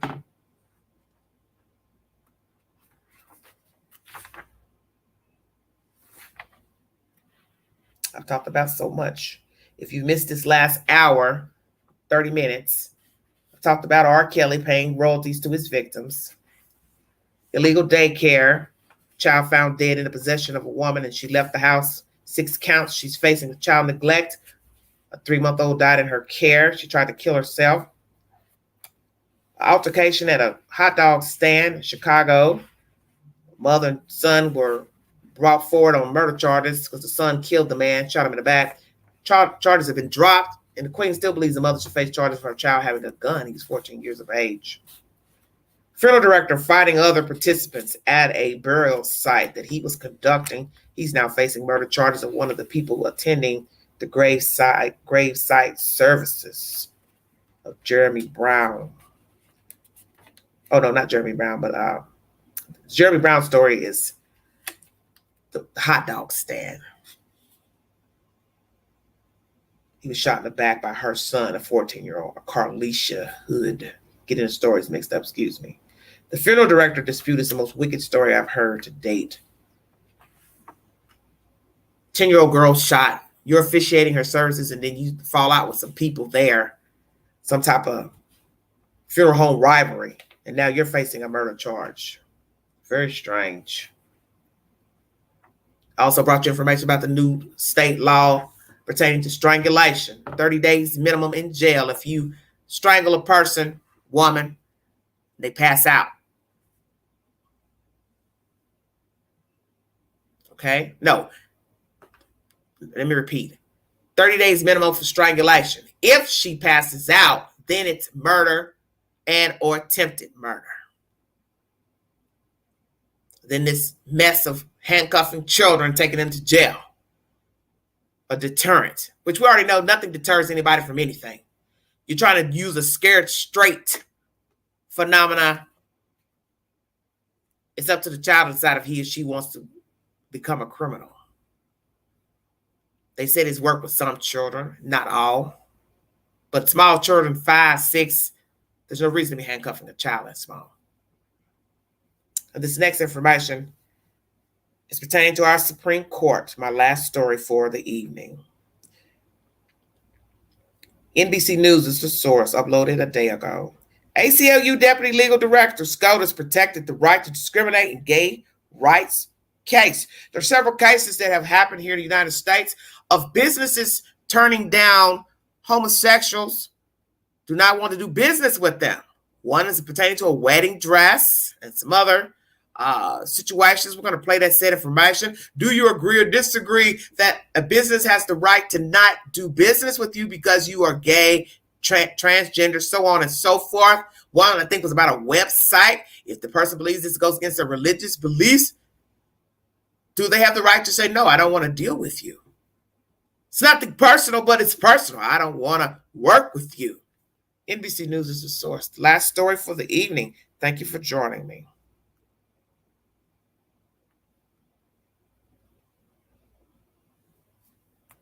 You all have a wonderful weekend. Happy 4th. Please be safe. Please watch your children with the fireworks. Preserve a life. Don't drink and drive. Get a designated driver, Uber, Lyft. Stay safe, everybody. Last story for the hour. Website case is Louise Melling. She's the Deputy Legal Director for the American Civil Liberties Union. Louise, thank you for being here. I think the ACLU has an interesting role in all of this. Obviously, you were involved in the case, but you've also been a pretty fierce defender of the First Amendment as well. In fact, you've taken the position of groups like the KKK in the past defending their First Amendment rights. Why was this situation different in your organization's mind? Well, in some core ways, this case isn't about speech. This case is about people. This case is about whether a business can refuse to provide service to people consistent because of who they are and because of who they love. It's the first time ever that the court has said that the Constitution protects your right to discriminate. The owner of 303 has a right to say whatever she wants. Nothing was stopping that. The question was, in her business, does she have to serve people? Does she have to serve people consistent with the anti-discrimination laws? And this court made the radical ruling that for the first time ever, the Constitution protects your right to turn people away. The Constitution protects her right to say, yes, I provide a service for wedding websites, but I don't provide that service to people because of who you love.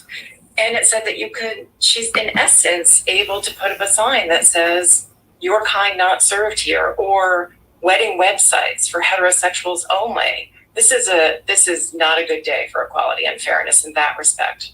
So in your mind, what does this ruling mean in terms of the broader conversation about freedom of speech? Does this support a person's First Amendment right to say discriminatory things as they see fit? And what's the distinction between offering a service versus, voicing your opinion regardless of how offensive it may be?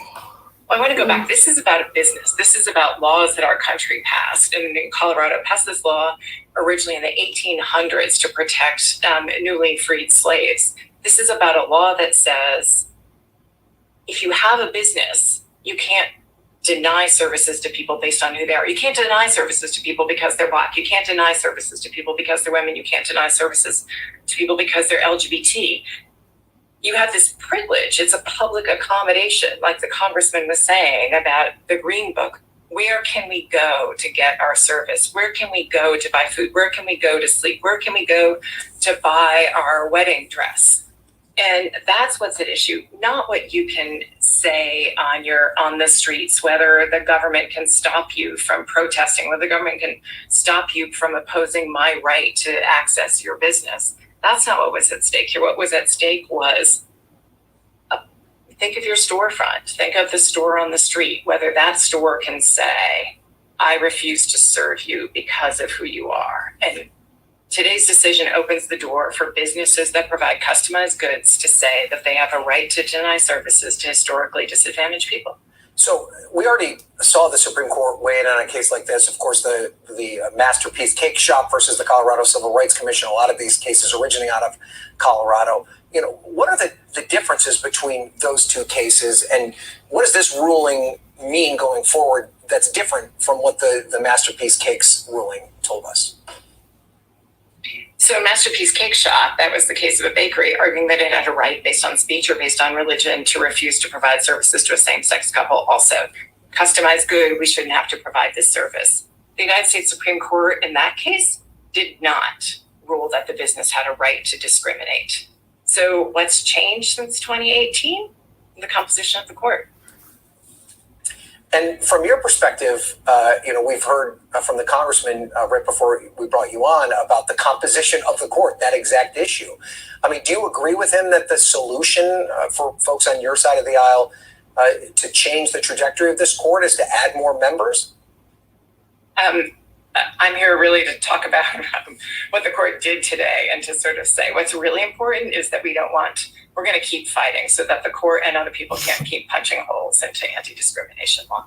Nobody should have to worry when you walk into a store that you're going to be refused service because of who you are. No one should worry about that. Okay, Louise Melling, thank you so much for being here. We appreciate it. NBC News is the source. Yes or no? Can a business refuse you service because of your orientation? I don't want to work with you. My thing is, why would you want someone to work? Force somebody to work with you, such as doing something personal. I'm not talking about going to buy a hamburger or something to eat, but some will say, what's the difference? You're entitled to your opinion. But doing something such as a web design or working on something personal, such as a wedding, why would you try to force someone to work with you because you're gay, transgender? That to me doesn't make any sense. Why you would want this person to try to work with you? Why would you want them to work? You can't force somebody to work with you, because to me that's personal. It's not the same as just going into fast food and ordering, and the person looks at you over the counter and says, "Oh, I think he's gay. I think he's transgender. I ain't gonna serve him." Or the manager looks and says, "Well, I ain't gonna give you nothing to eat because you're gay." That's, to me, it's not the same. Somebody personally working with you directly, one-on-one. That's a business transaction. More personal than buying fast food.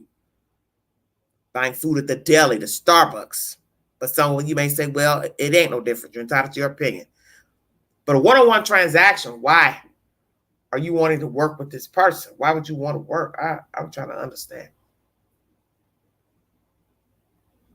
Why would you want to work? 1 second. There's some other commentary pertaining to this situation. Supreme Court rules for Christian designer who objected to making gay couples wedding. Let's see what they're talking about. And we got this morning handed down. This is the ruling on free speech case involving a familiar challenge here. The question, whether businesses can refuse service to LGBTQ customers because doing so would violate the business owner's First Amendment rights. This was a 6-3 decision. The Supreme Court rules for a Christian web designer who objected to making wedding websites for same-sex couples. And we're going to go back to Devin Dwyer on this one, because Devin, we've seen cases like this before the court, but this one much more sweeping and broad. a significant and sweeping decision with, and surprising many of us who have covered the court on this issue from some time. You know, the First Amendment prohibits the government from forcing any of us from saying anything we don't want to say. At the same time, civil rights laws in this country say that businesses that are open to the public have to serve everybody. But what the court said today is that businesses in some cases can refuse to serve certain customers if doing so would force them to say something they don't want to say, like a business who designs websites, a stationer, maybe even someone who is landscaping your yard. If that is an expressive, customized, and tailored service, Neil Gorsuch said that the government cannot force you to do that business with someone that you don't want to do business with or something you don't want to say. Justice Sonia Sotomayor, who was in the dissent with the three liberal justices, said this is the first time in history, in her words, that the Supreme Court has granted a right to businesses open to the public to refuse to serve a member of a protected class. She says this decision threatens to balkanize the marketplace and even wit, in her view, could allow some businesses to refuse to serve, say, interracial couples simply because if doing so would force and I the get business owner that to say something they didn't want to say. So a striking and sweeping opinion. Justice Neil Gorsuch didn't articulate the limiting principle, if you will, for this this decision, and so it's certainly going to invite much more litigation down the line. No, but as you mentioned, the lack of limits as they're spelled out or not spelled out here raises a lot of questions going forward. It is worth noting that, again, what Sotomayor said in her dissent, she says, in her view, this allows a web designer to refuse to serve interracial couples if such a designer opposed interracial marriage. So again, raising a lot of questions here going forward. Let's bring back Kate Shaw. And Kate, legally, what does this mean for businesses and customers? You know, this really is, I think, an enormous change. Justice Sotomayor, I think, is quite right in her dissent. You know, these public accommodation laws have a lengthy historical pedigree. They've been part of our federal laws for over 70 years, and in most states and localities, there are similar laws. And they just say that if you're a business and you provide goods or services to the public, you can't discriminate. And in recent years, discrimination on the basis of sexual orientation and sometimes gender identity has also been prohibited in many places, including in Colorado. And until now, the Supreme Court has never said that one of those laws violates the First Amendment rights of a business or business owner who wishes to refuse service to some category of customers. So I do think that Devin is exactly right that this case has potentially sweeping ramifications for the ability of business owners under some circumstances to provide services and to the ability of customers, I should say, to receive services on a non-discriminatory basis, you know, in the public square. And it's not something that the Supreme Court has ever blessed. As long as we've had public accommodation laws, there have been objections, sometimes religiously grounded objections, and the court has never sided with those, has always upheld these laws. And so this is a very significant and I think very new rule the court has set forth today. All right, Kate, thank you. I want to bring back Mary Bruce here because, Mary, now we have two losses as they could be perceived for President Biden. Only so much he can do, but again, a message that he would take to the voters. Exactly, and we haven't heard yet from the president in response to this case. I suspect he will speak out forcefully against this. Of course, Joe Biden is someone who has spoken passionately about how everyone deserves to be treated equally with dignity and respect, no matter who you love. His administration has already passed new federal protections for same-sex couples, the Respect for Marriage Act, and of course, this is Joe Biden, someone who led a real national political transformation on the issue of same-sex marriage, coming out in 2012, surprising many with his support for same-sex marriage. It was a watershed moment in this country, as you recall, then forcing then President Obama to come out and do the same. But again, this is an issue where this administration, the Biden campaign, is going to hope to mobilize voters, drive them to the polls. All right, ABC 7 Chicago News is the source. So far, the Supreme Court has ruled against LGBTQ rights, patronizing certain businesses. Certain businesses have the right to refuse some services. Also, the student loan relief, that's also been mentioned. And then there's the issue about a web designer wanting to refuse service to same-sex wedding sites. Let's go over that, and then we'll.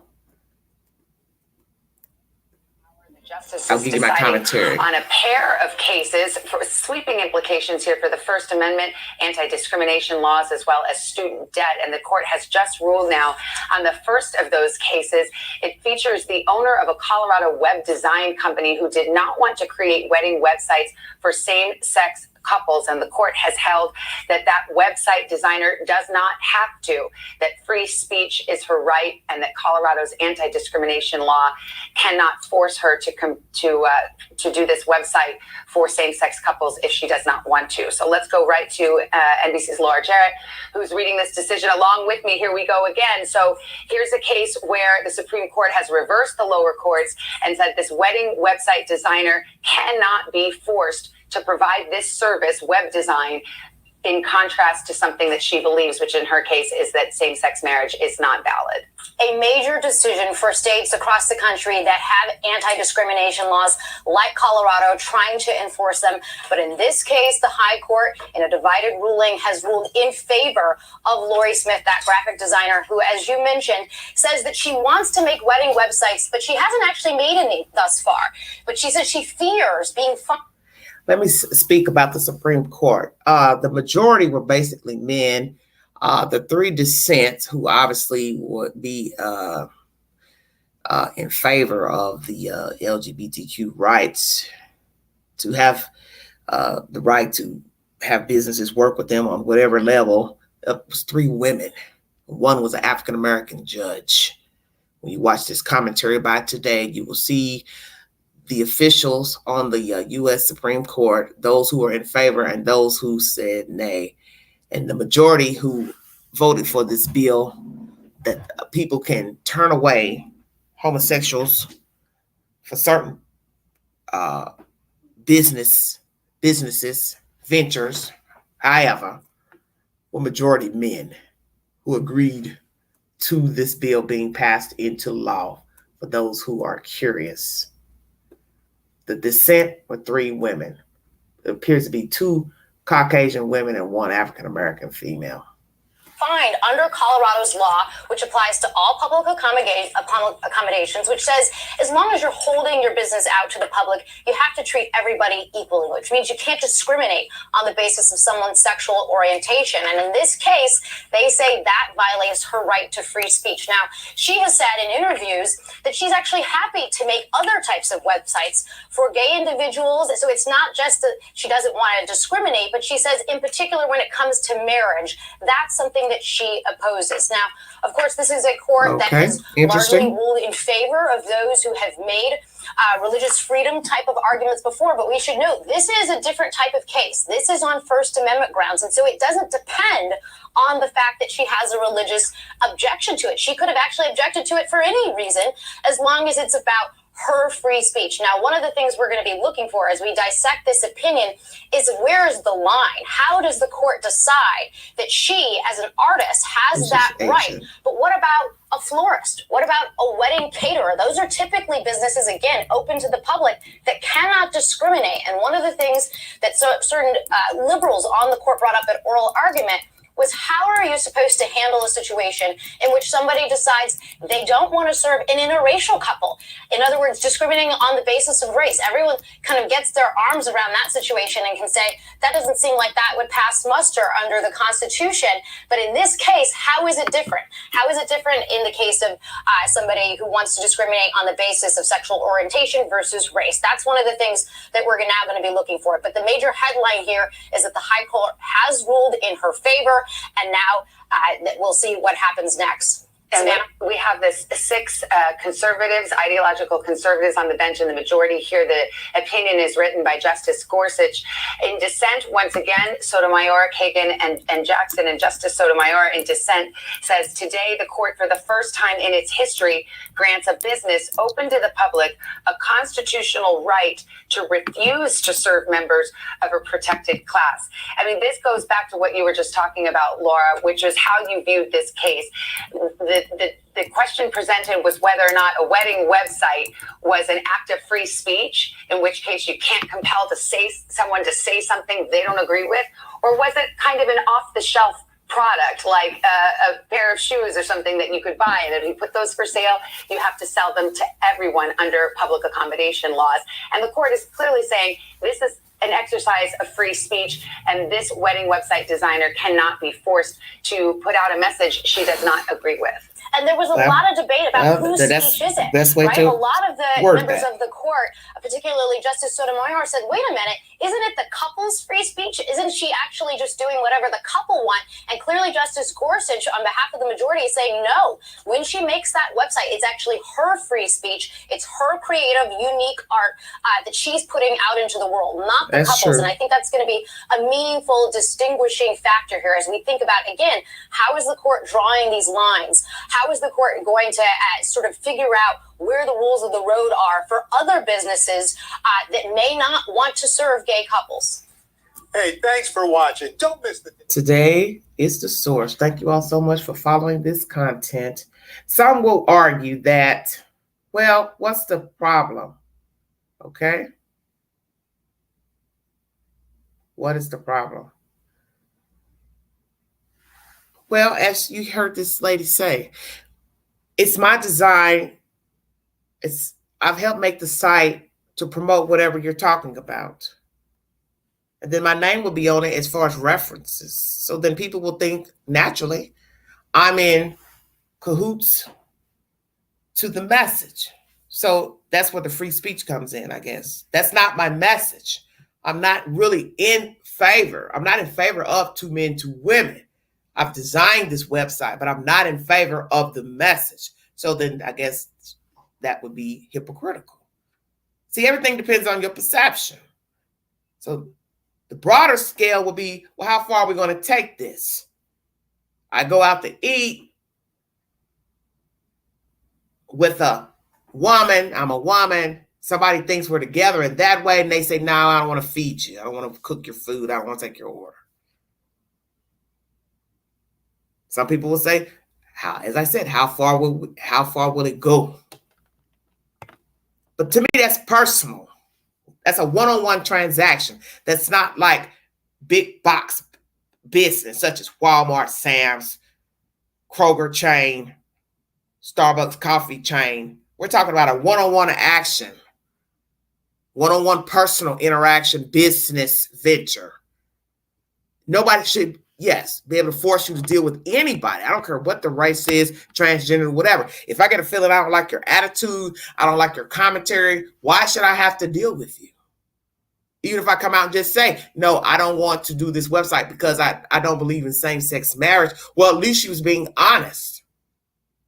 Or it would be worse, you go do the website and then you talk about the people.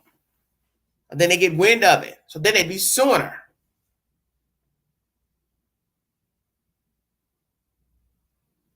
But a personal transaction, I think a person has every right to say, no, I don't want to do business with him or her. Because you can't tell a person to do a personal transaction. One person's business dealing with another person or persons or group, that is his or her choice. It's not a conglomerate. But as I said, some of you may say, well, I don't see the difference. You're entitled to your opinion. She also states that I don't favor same-sex marriage, but I also don't have a problem with doing a website for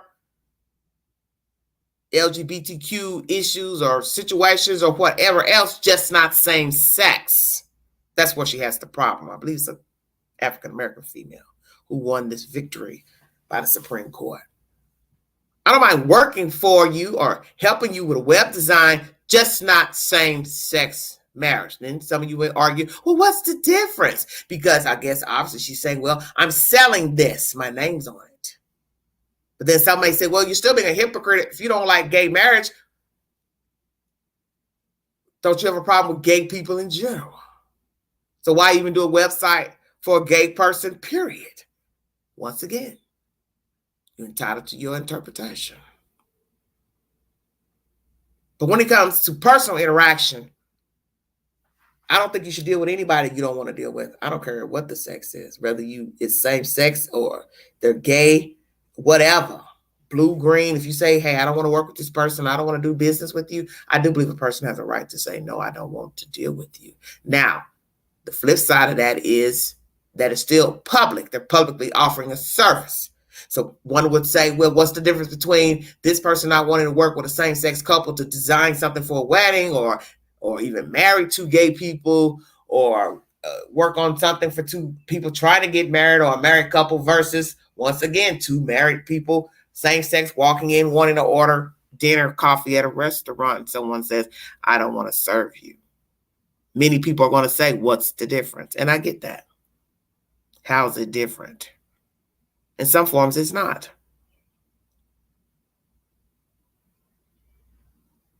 It's a chain. But see, one can't speak for all. That's the thing about a chain restaurant, chain business. One person's opinion behind the counter is not everyone's opinion in the room, working at the company, working at the store.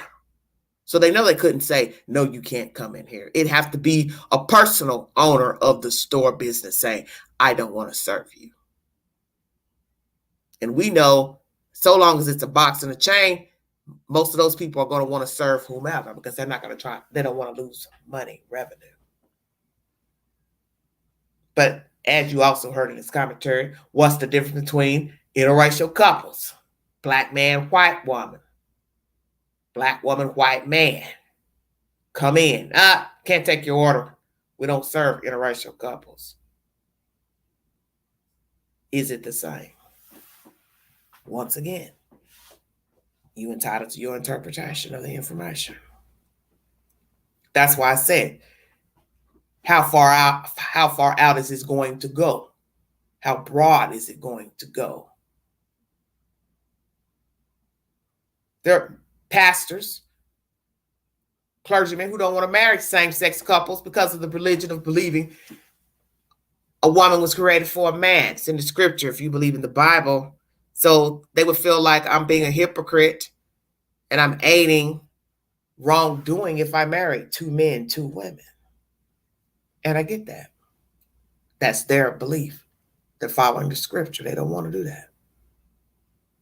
And my thing is this, with this personal interaction, because this to me is more personal. Someone marrying gay people, or you doing a direct transaction with another human. Why would you want to force the issue with a stranger? That makes no sense to me. The web designer says no, honestly tells you why, and you want to raise a stink about it. For what reason?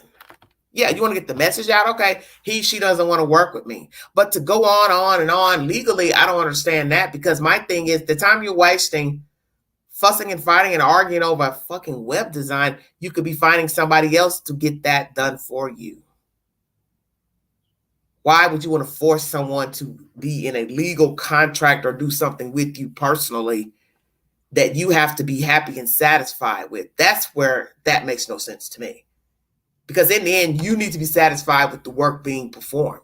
So if a person is telling you, I don't condone same sex, I don't see why you would want to prolong a legal battle with he, she, they, entities, court, when you could be living your best life and finding somebody to do the job for you, or hell, learn how to do it on your own.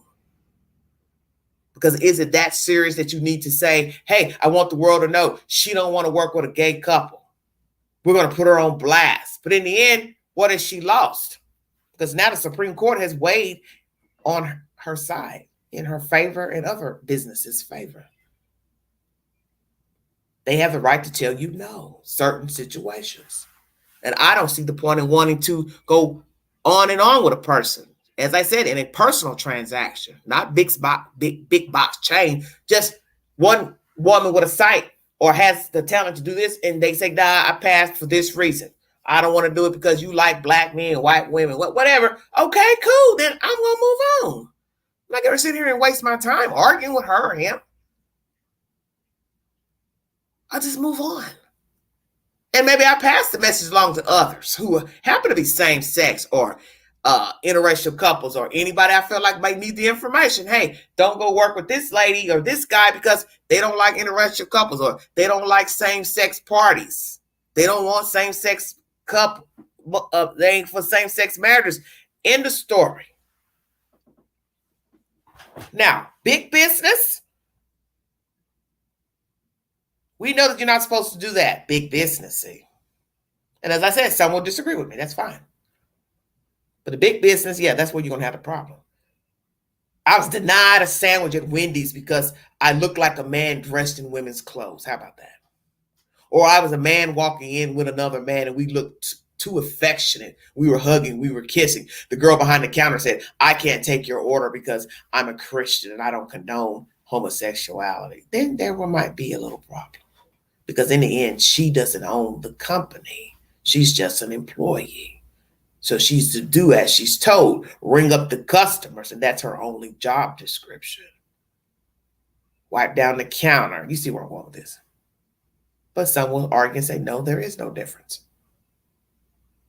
So that's why I said, how far are we going to go out in the broad spectrum of turning down people for not adhering to their disposition?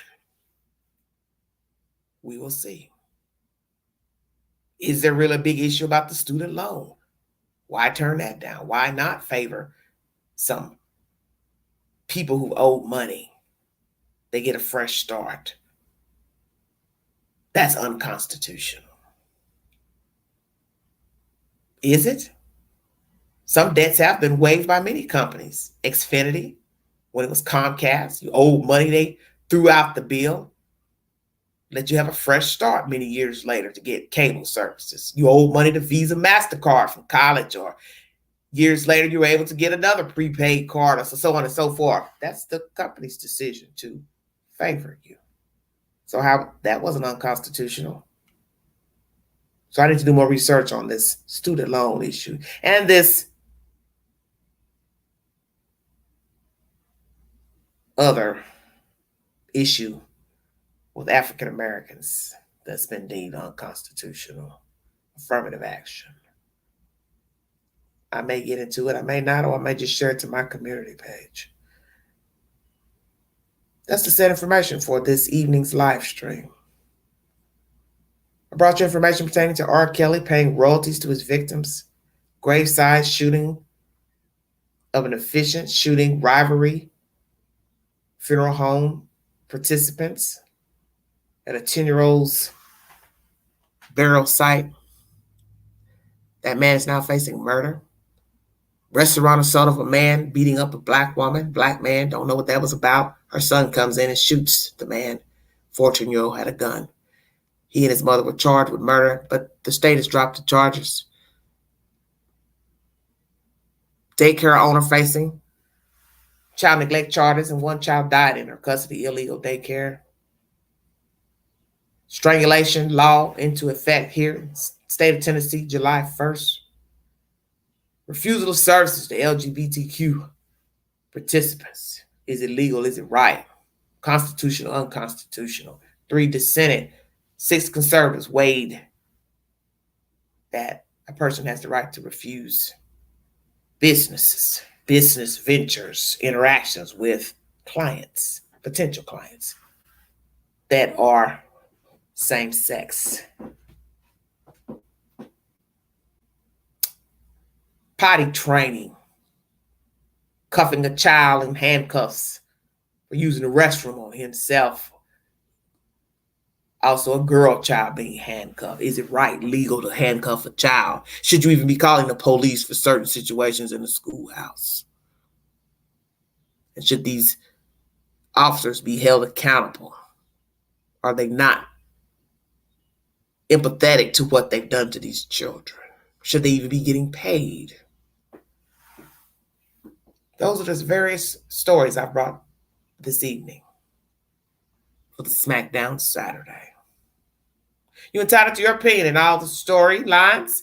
I will possibly put a poll up per storyline after this live stream. Please patronize and take the poll. Comment below the post. Feel free to also comment below this video. Parent says if the business is privately owned, the owner should be able to make that decision. Yes, that's why I said this was a personal interaction. One person designing a web design. Why would I make a stink about that? He, she said they don't want to work with me. Cool. I'm moving on. I'm not wasting my time crying and moaning. If I want to go to the public and let the public know about he or she, that would be my choice. Then that could stir up more drama as well. Now they want to sue me for things I've said derogatory about them, so on and so forth. But yes, this is a big box chain like Walmart, Kroger, Macy's. Oh, 2 men are in the scarf aisle kissing. Throw them out. See where I'm going. Black man hugging a white woman in the socks aisle. Throw them out. Bar them out. There's a difference. But some will say, no, it's not. You're entitled to your opinion. I want to thank you for following this content, this channel. Like, share, subscribe. Share the dream. Happy holidays to everyone in the viewing audience and the chat. Please be safe this 4th of July weekend.